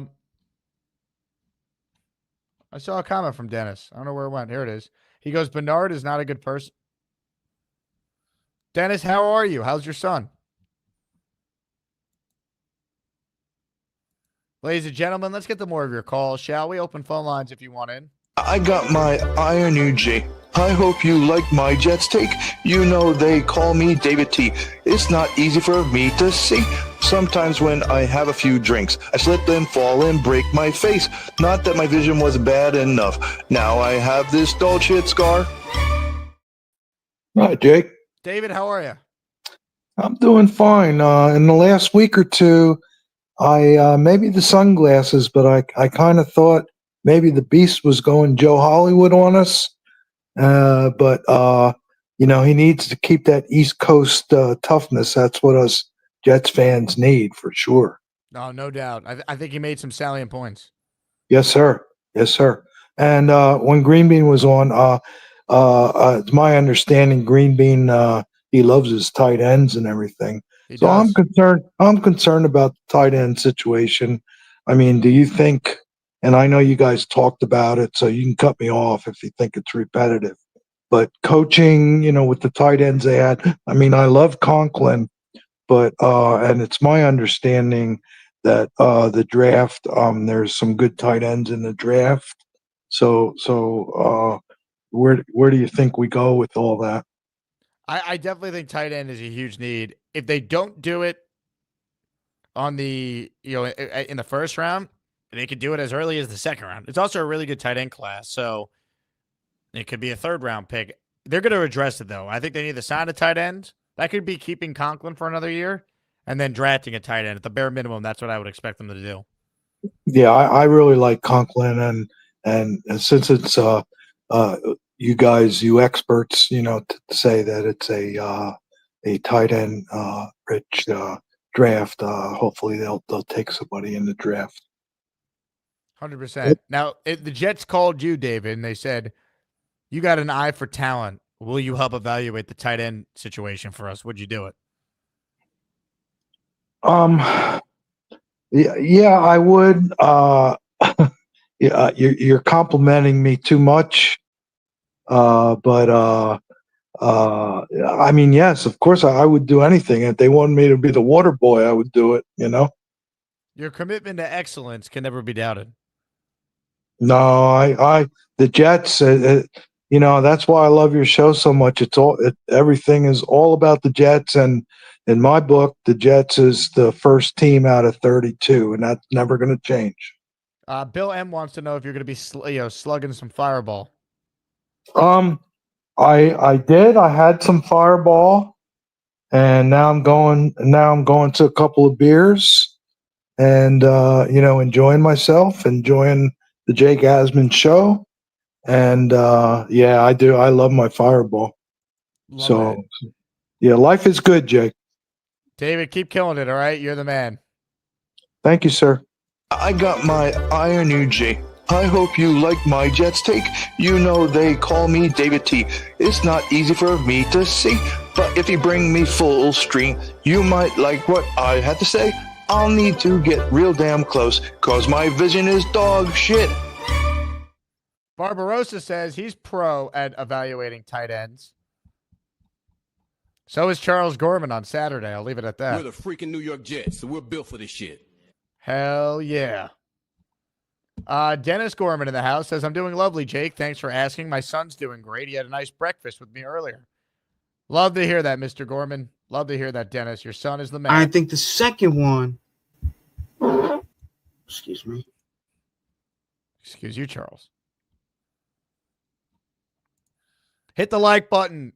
We're seeking raffle entries. Who wants in on a signed Aaron Glenn photo? A signed Mark Gastineau helmet? A signed Joe Klecko helmet? And the grand prize, signed Joe Namath helmet and display case. That is the grandest of prizes if you win our 14th Asmaniac raffle. We have done 13 raffles since December 1st. Crazy. Shout out to the Asmaniacs for their incredible support. Ladies and gentlemen, our guy who won an Asmaniac raffle, he won a signed helmet by Garrett Wilson, is on the line. The Hamburger is next. What's up, Hamburger? What's up, Jake? How you doing, man? What's up, dude? Not much. Just grabbing the kids from school.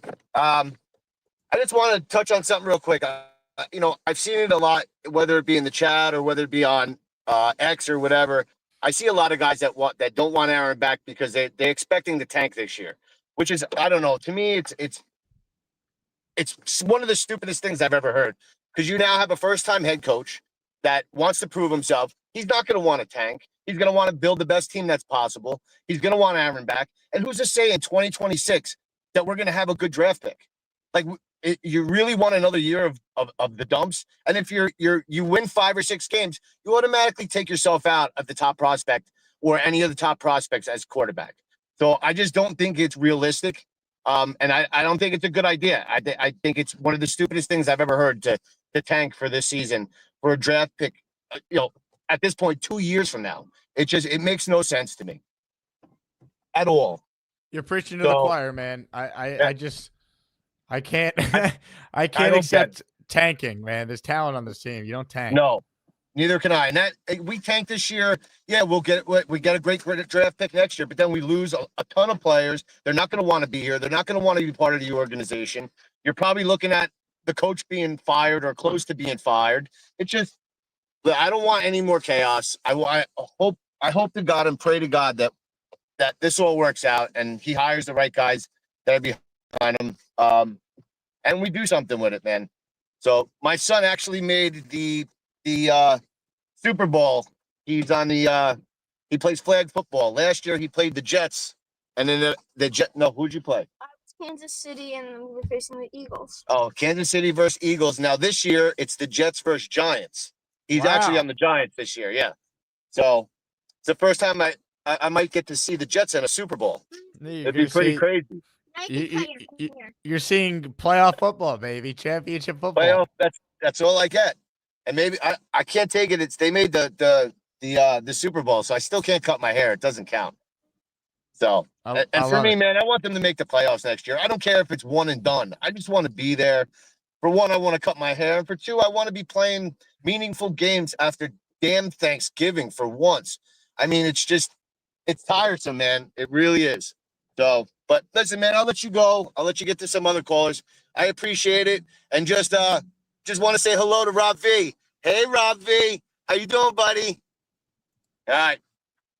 What do you have beef with Rob V? He has beef with me for some reason. I don't know. He calls me a D rider for you. I don't know. He's out of his bird. I know I don't talk any crap to anybody, but he seems to like to stir the pot. But that's okay. He can do that. It doesn't bother me. It has no bearing on my life. I'm more good with it. The hamburger checking in, stirring the pot, Ted Hughes style. I love it. There's a comment I want to address from Jet Nation who says, Jake, you're being way too optimistic. For every example you give of teams that it took a year, there are 2 to 3 other teams that it took a long time. I'll give you teams in Jet history. Mangini in 06, Rex in 09. Bulls won 10 games in year 1 with Fitzpatrick. The Vikings weren't supposed to be great. How many wins did they win in 2023? What was their record? They were picking 1 pick behind the Jets. So they couldn't have won more than 7. 2023 Vikings record. Yeah, they were 7-10. Like, I don't give me that, man.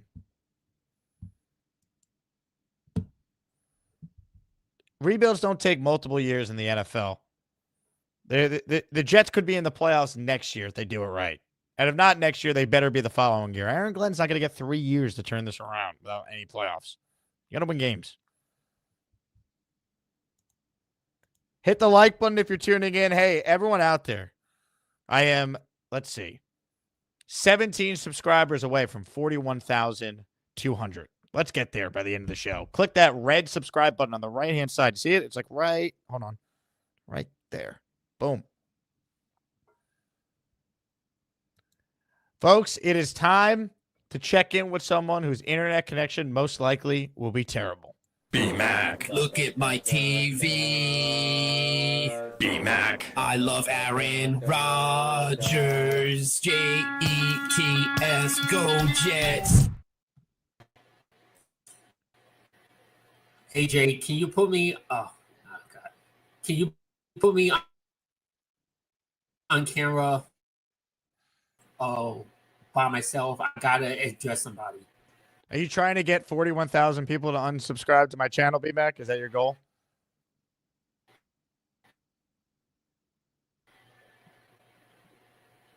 No, I just want to address somebody because somebody in the comments said that I was a bad person. I forgot who, but whatever. I just want to address this fool.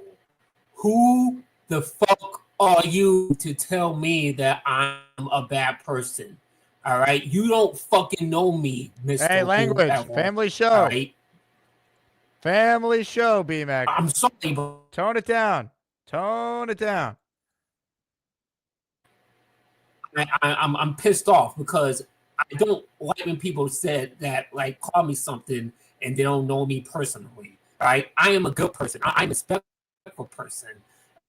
All right, I help old ladies with their groceries across the street from my house. All right, I mow people's lawn. Fulfilling to this world. All right, I am a better person than you ever be, Mister. I don't know who you are. All right, so shut your mouth. All right, and go eat a pile of dog shit.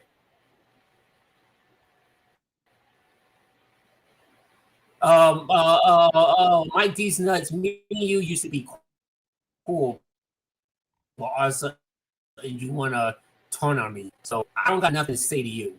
You need to go smoke some more weed. You know what I mean? Rick Kent. Oh, guess what, Rick Kent? I follow your advice. I got new headphones, so I finally found it. You know, I follow your advice, but Kent, you still ain't nothing. You're still a pile of dog crap. All right, go away. All right. You call me a loser. Rick Kent, I would beat you in everything: track, basketball, football, baseball, soccer. You know what I mean? Swimming. Like there's no single sport in history that you can beat me at, Rick Kent. All right, hell, bicycle riding. All right, I can beat Kent in a bunch of different ways, right? Dennis, you know what? I love being the bad guy. You know what I mean? I love being the villain. Every story needs a villain. Every movie needs a bad guy. So people want to pound me, come on, right on ahead. You know what I mean?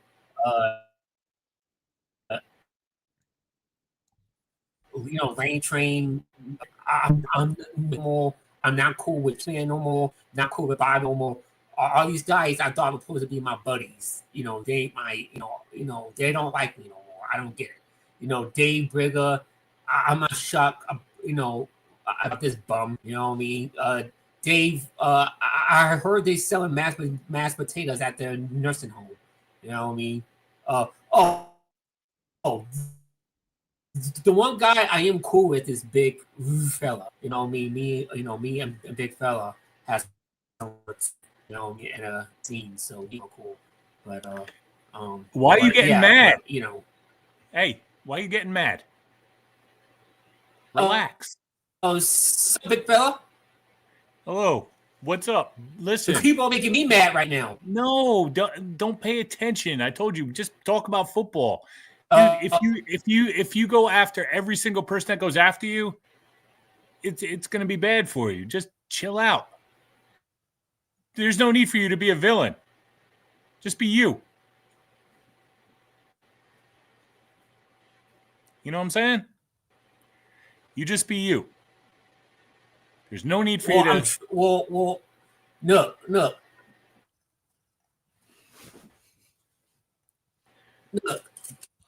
I get where you come, Big Philip, but I see chat, man. It's just hard to take on sometimes. You know what I mean? Like one person said that I was a bad person. Like I'm not no bad person. Dude, people have said that about me too. Listen, don't worry about it. They don't know you. Chill out. Bring your points on. Talk about the show, and that's it. You know what I mean? I don't think you're a bad person. I think you said some stupid shit, but I don't think you're a bad person.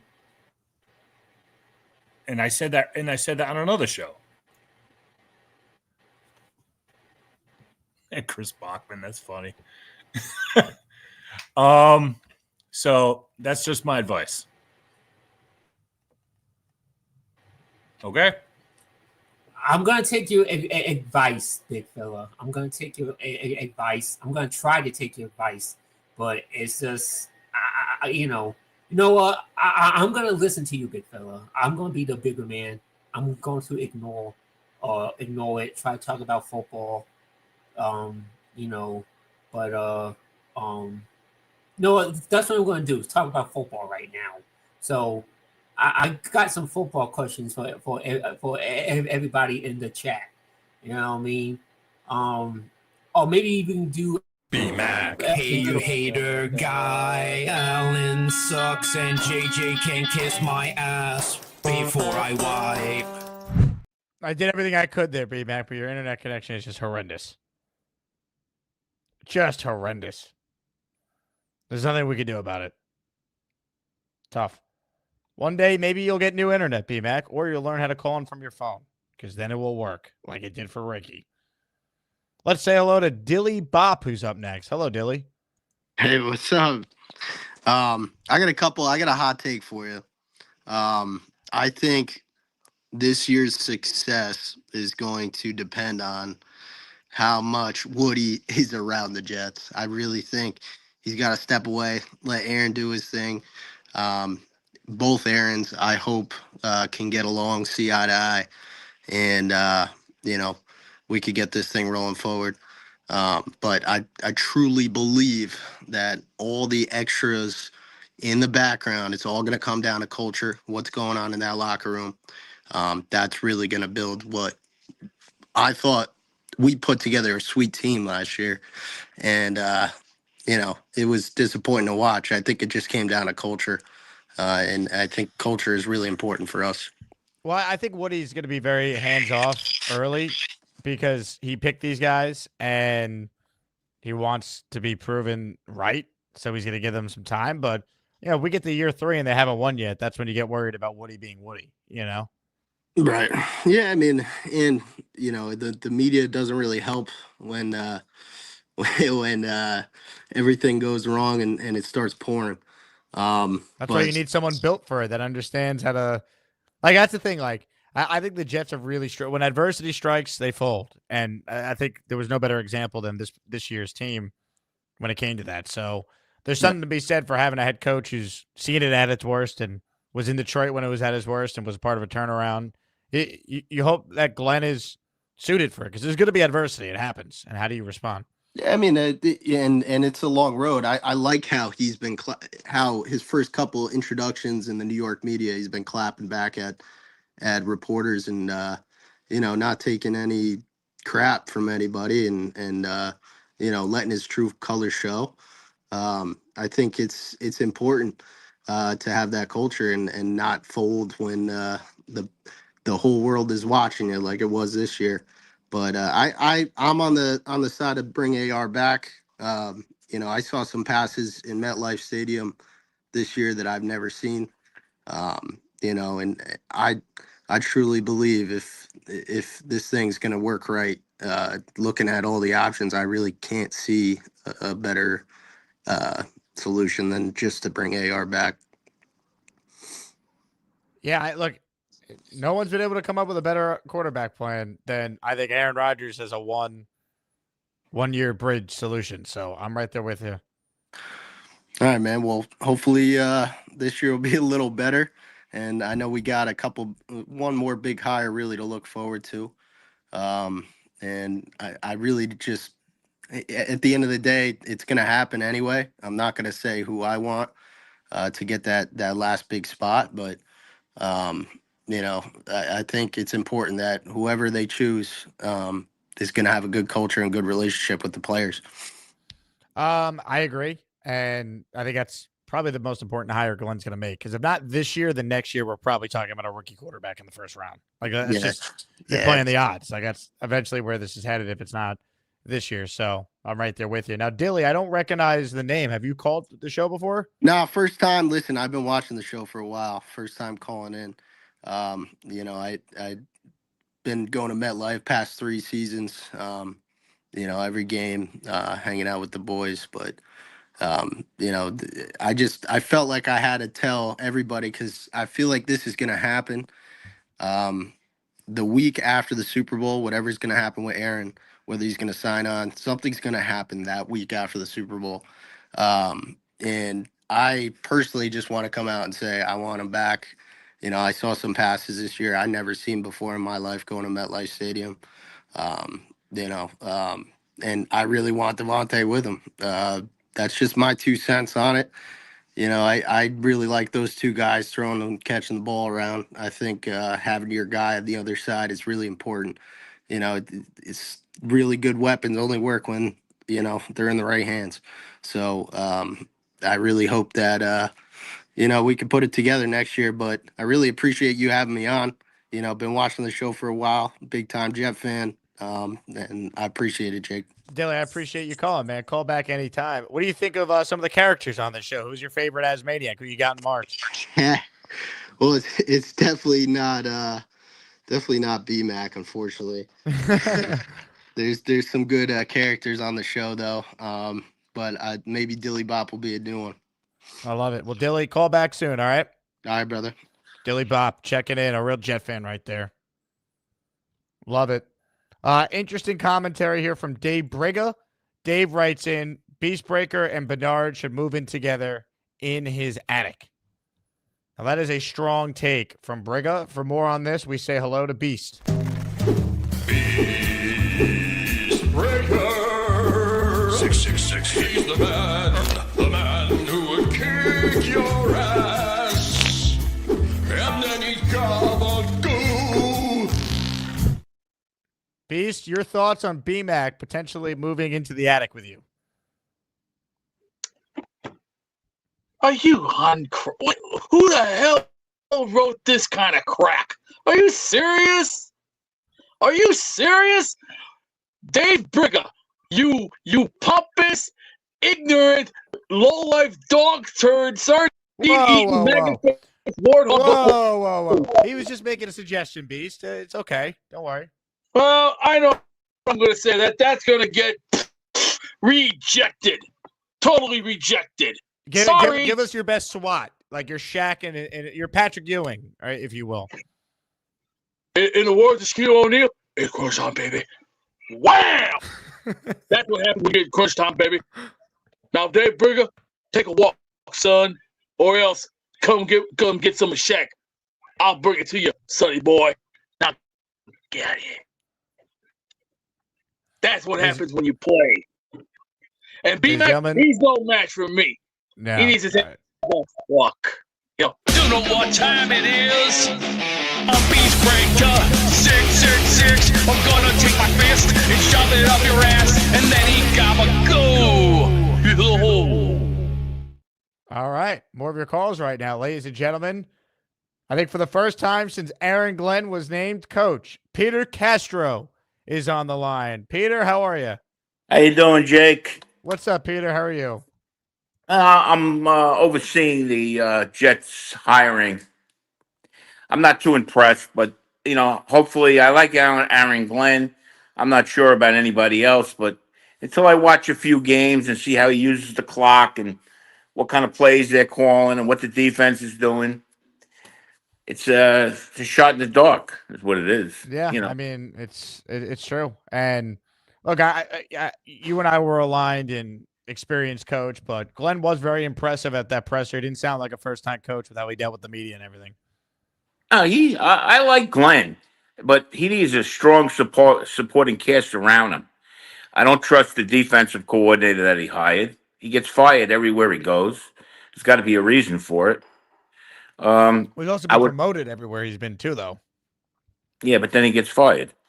He kind of got scapegoated in San Fran. Carolina, there was a regime change. He was the interim coach. He wasn't fired because of performance. He was fired because they fired Frank Reich. He took over, and then they hired their own coach after that. I would have liked Wink Martindale much better. Doug Peterson, I'd like to see as the offensive coordinator. Then they'd have some, experienced coaches on that staff. Yeah, I agree. I agree. He's got all rookies, all young guys. Huh? Well, but Wilkes has been a head coach twice, so that's not nothing.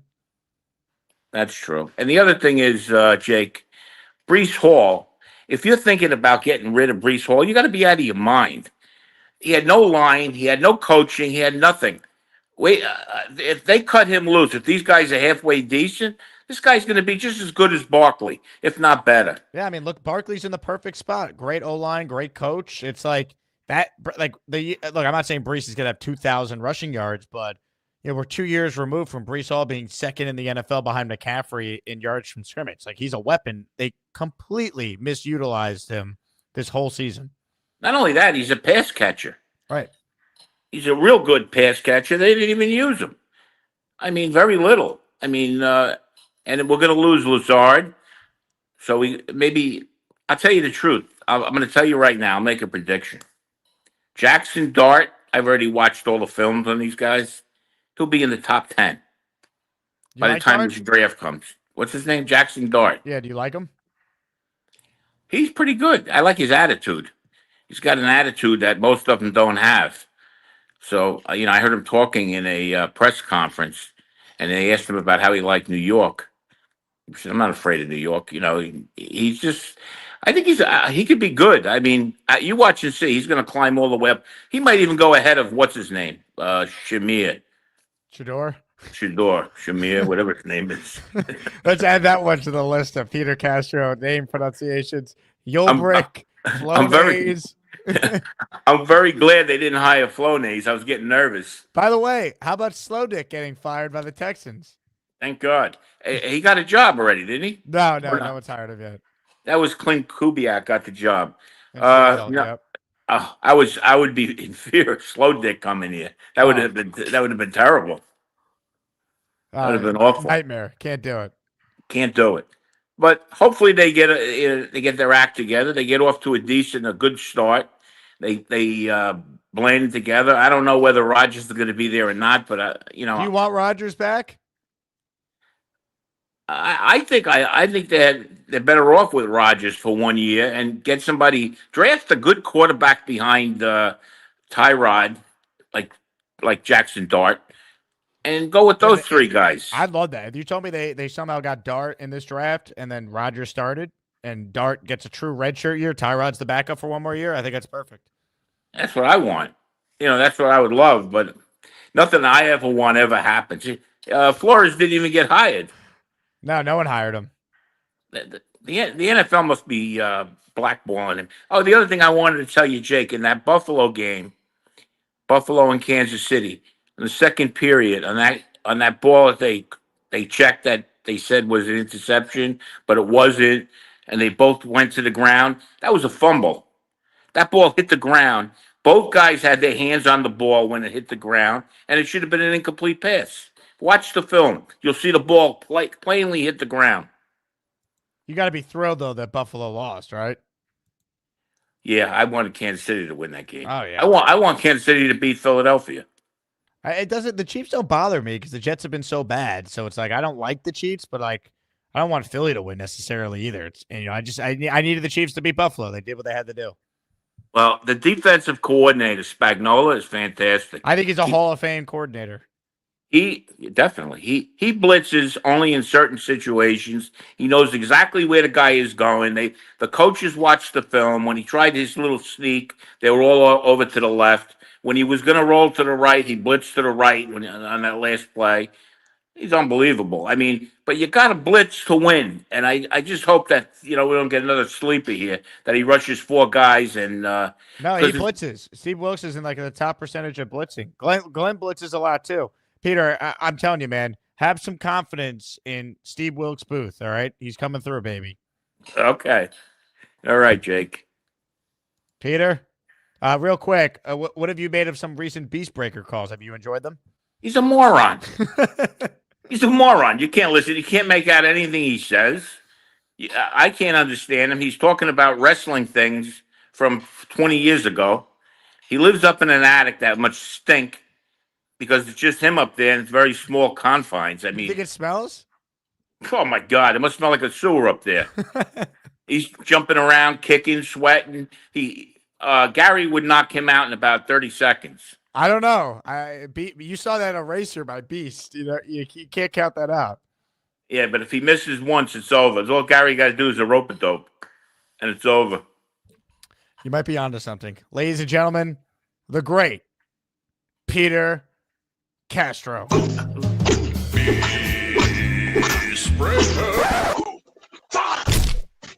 Can you give us like a boxing tutorial on the show? So the jab, that's a 1. Right cross. You think you take Beastbreaker? I'm pretty sure I could beat Beastbreaker in a fight. What gives you the confidence? The physical appearance of Beastbreaker and having been in countless fights. What do you mean the physical appearance? He can't get out of bed. That's not true. He definitely can get out of bed. He's up. Yeah.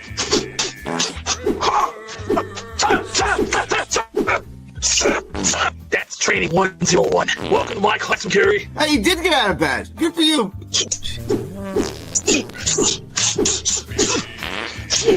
Get up, sunshine! Ah! I think it's called fear, son. I think it's called fear. Yeah. Sit down before you have a heart attack, Beast.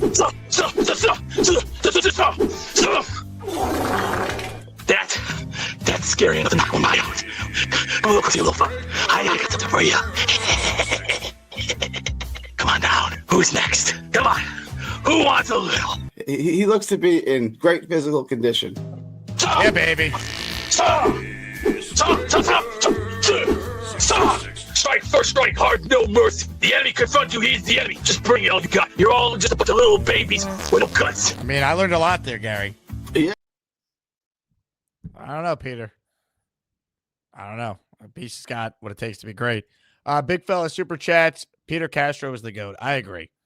And to think, Peter Castro famously super chatted $400 and $4.99 actually. It was $4.99 in June to ask about Alan Lazard and if he has a pulse. Think about that moment. I think about it often. Jeffrey with a super chat. Peter Castro is the consigliere of our dysfunctional Asmaniac family. He knows better. His opinion is gold. Mike D's Nuts just wrote a chat that Beast hasn't seen his male genitalia in 20 years. I don't know about that one.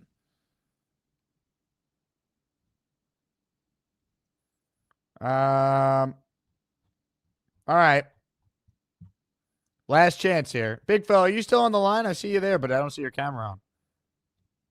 I don't know if that's a glitch or you're actually on hold and you're waiting to come on.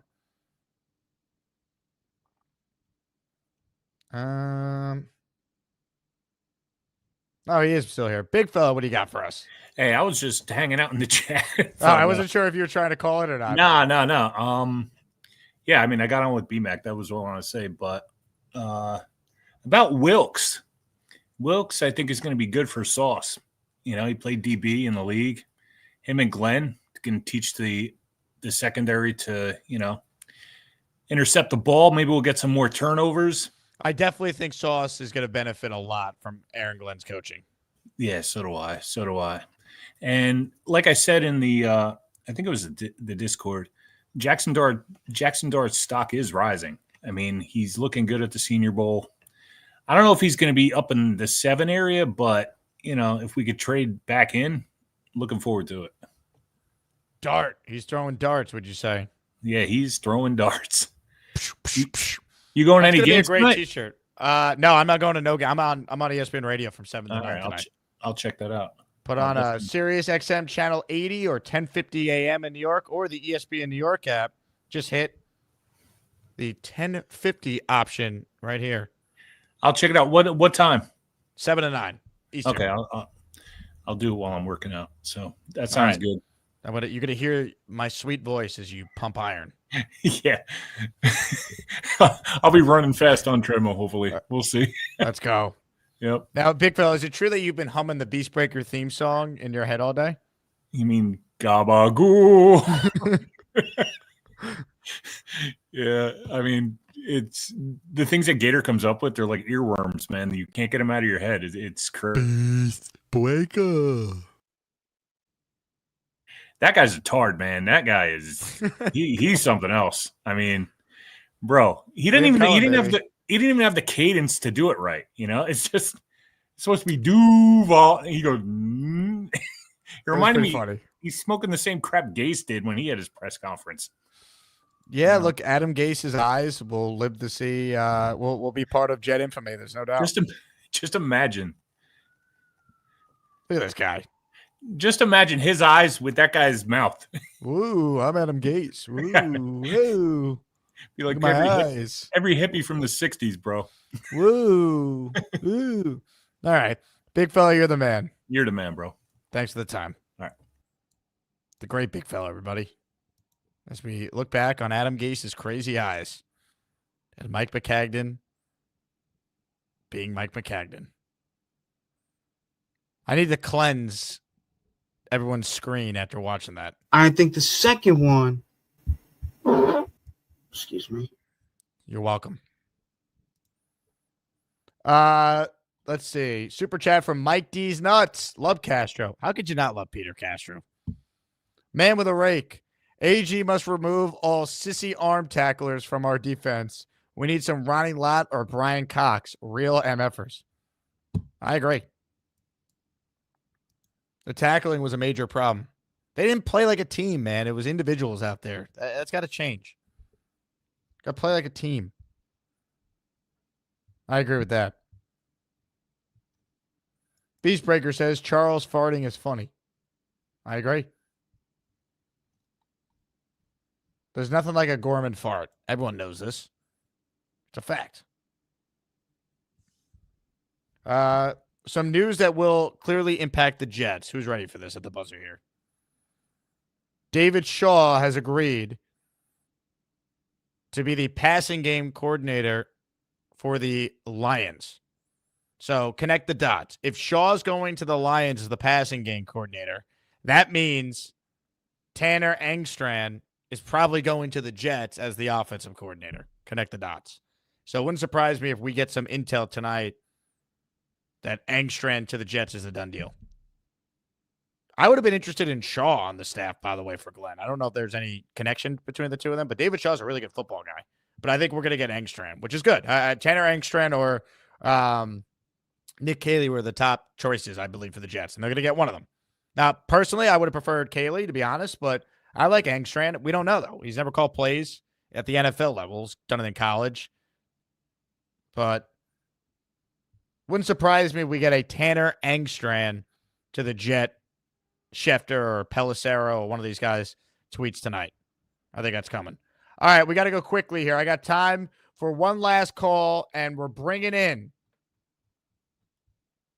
the closer. It's G-Span. Guess what? I'm still looking for a job, bitches. It's G-Span. I'm just going to rub my hands together all day. It's G-Span. There's a whole lot of DNA on this couch. Let's hear it for G-Span. Look, it's my dead neighbor that I didn't kill. Hello, Chiefs fan. Yo, Did you enjoy your new closer-themed intro Gator made? It kind of glitched there for me for a bit, but what was it? Oh, God. You didn't hear Enter Sandman at the beginning? No, it glitched at the beginning for some days. It's G-Span. Guess what? There we go, yeah. It went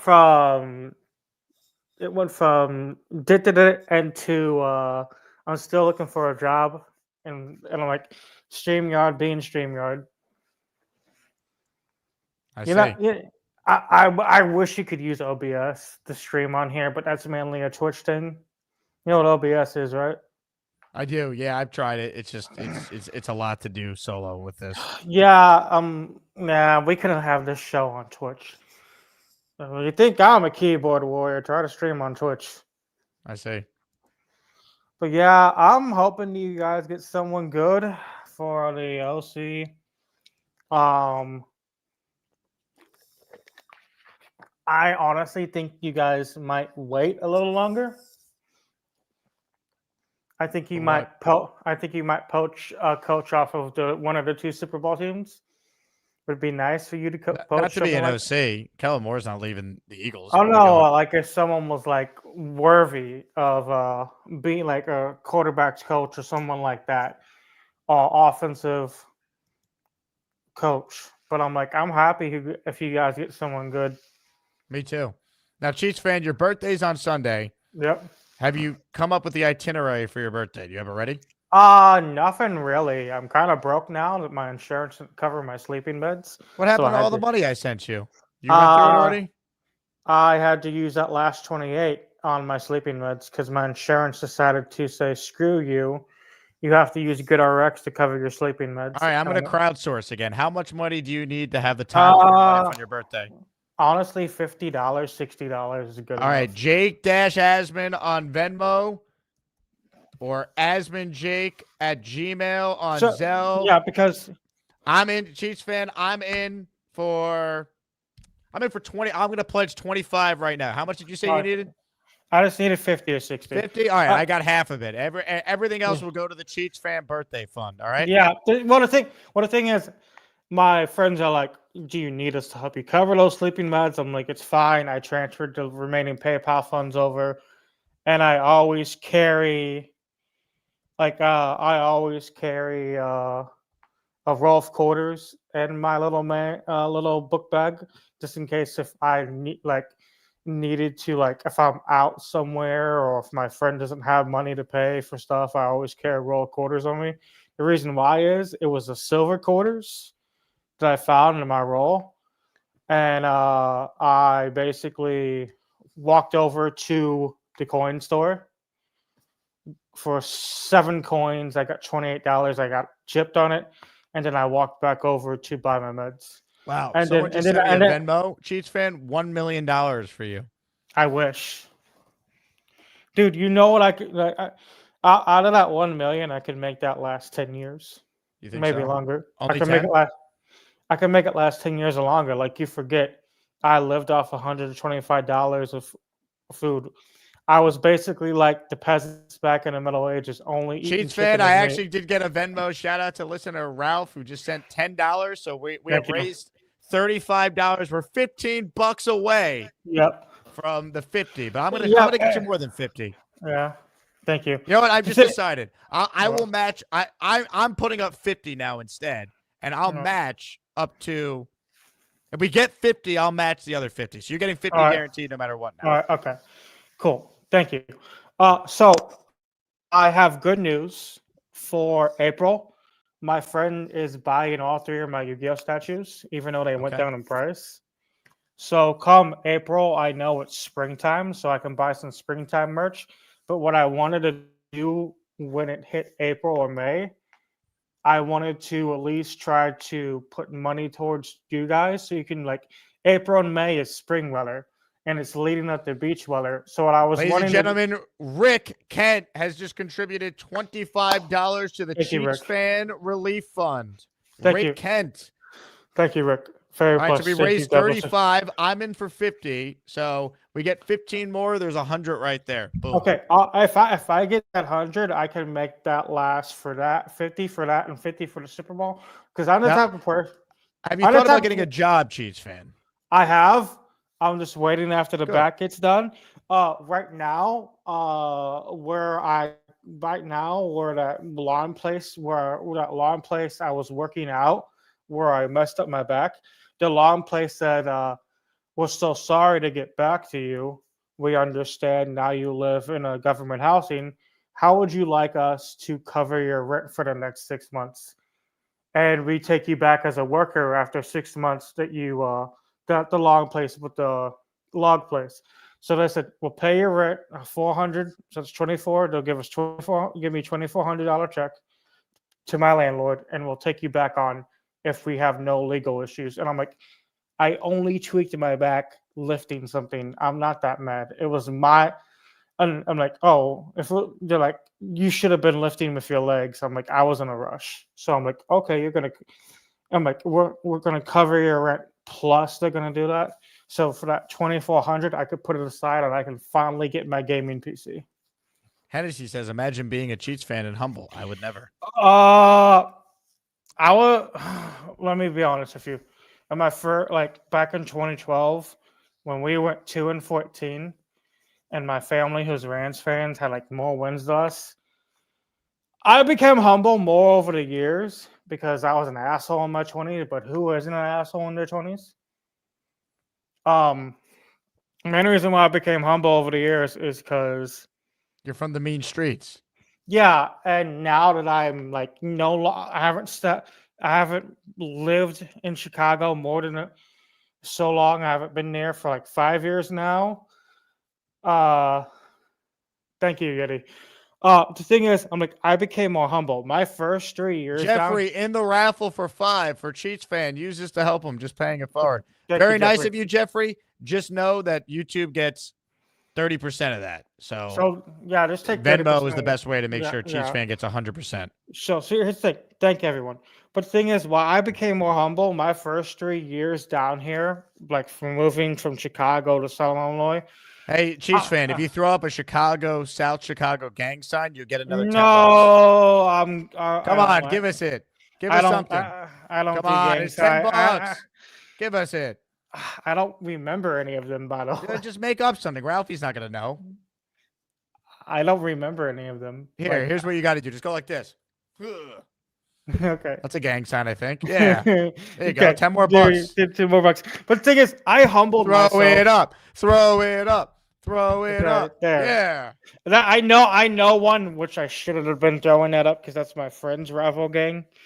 But my bad for throwing that up on your channel. Hope you don't get demonetized. But I humbled myself in my first 3 years from 2016 to 2019. I was a straight asshole for those years moving down here. But I humbled myself to be a better person. Listener Jojo just sent $15. Cheats Fan, you're going to have the time of your life on your birthday on Sunday. Yes, I am. I humbled myself more because at the same time, what got me more humble is coming down to earth, learning meditation. back then, Ralphie, he was a man of his word. Another 10. This is truly incredible. Thank you, Ladies guys. and gentlemen, Cheats Fan is going to have a birthday unlike any other. We've already raised $50. Thank you, guys. And the thing is, I humbled myself through those 3 years. Hey, here's another gang sign. Give me one of these. I heard they do this a lot in Chicago. Thank you. All love.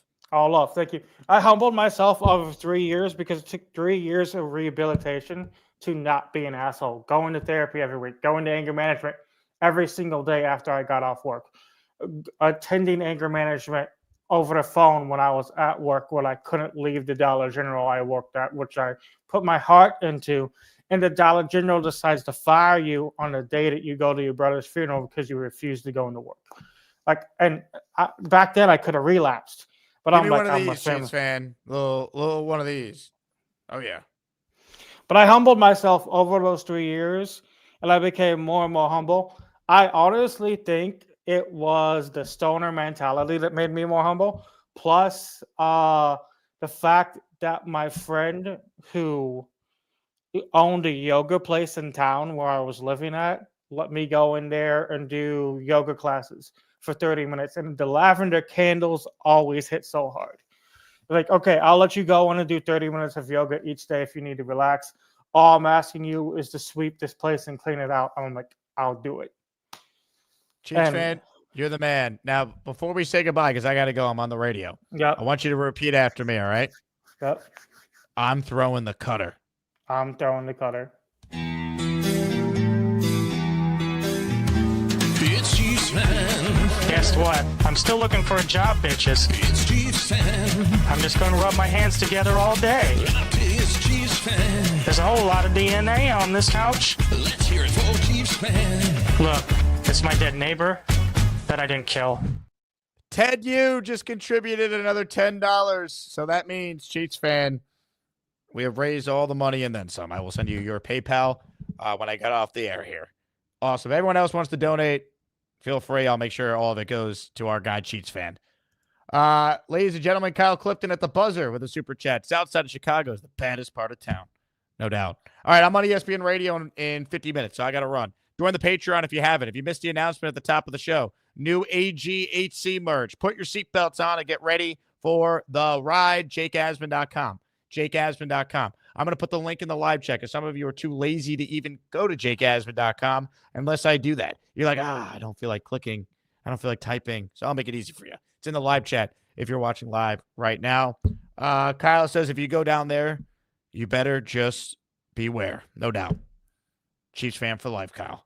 All right, I'm out of here. Go Jets. I end tonight's show with something that needs to be played. The people are demanding it to be played. 31 AGHC. Jet it up. 31 AGHC. Bring it on. 31 AGHC. Jet it up. 31 AGHC. If I wanted this job, put your seatbelts on and get ready for the ride. We're the freaking New York Jets, so we're built for this shit. There's nothing better than having you start here as a player, here as a scout, and now here as a head coach. And I'm ready for it. It's all about the Jets. This is bigger than me.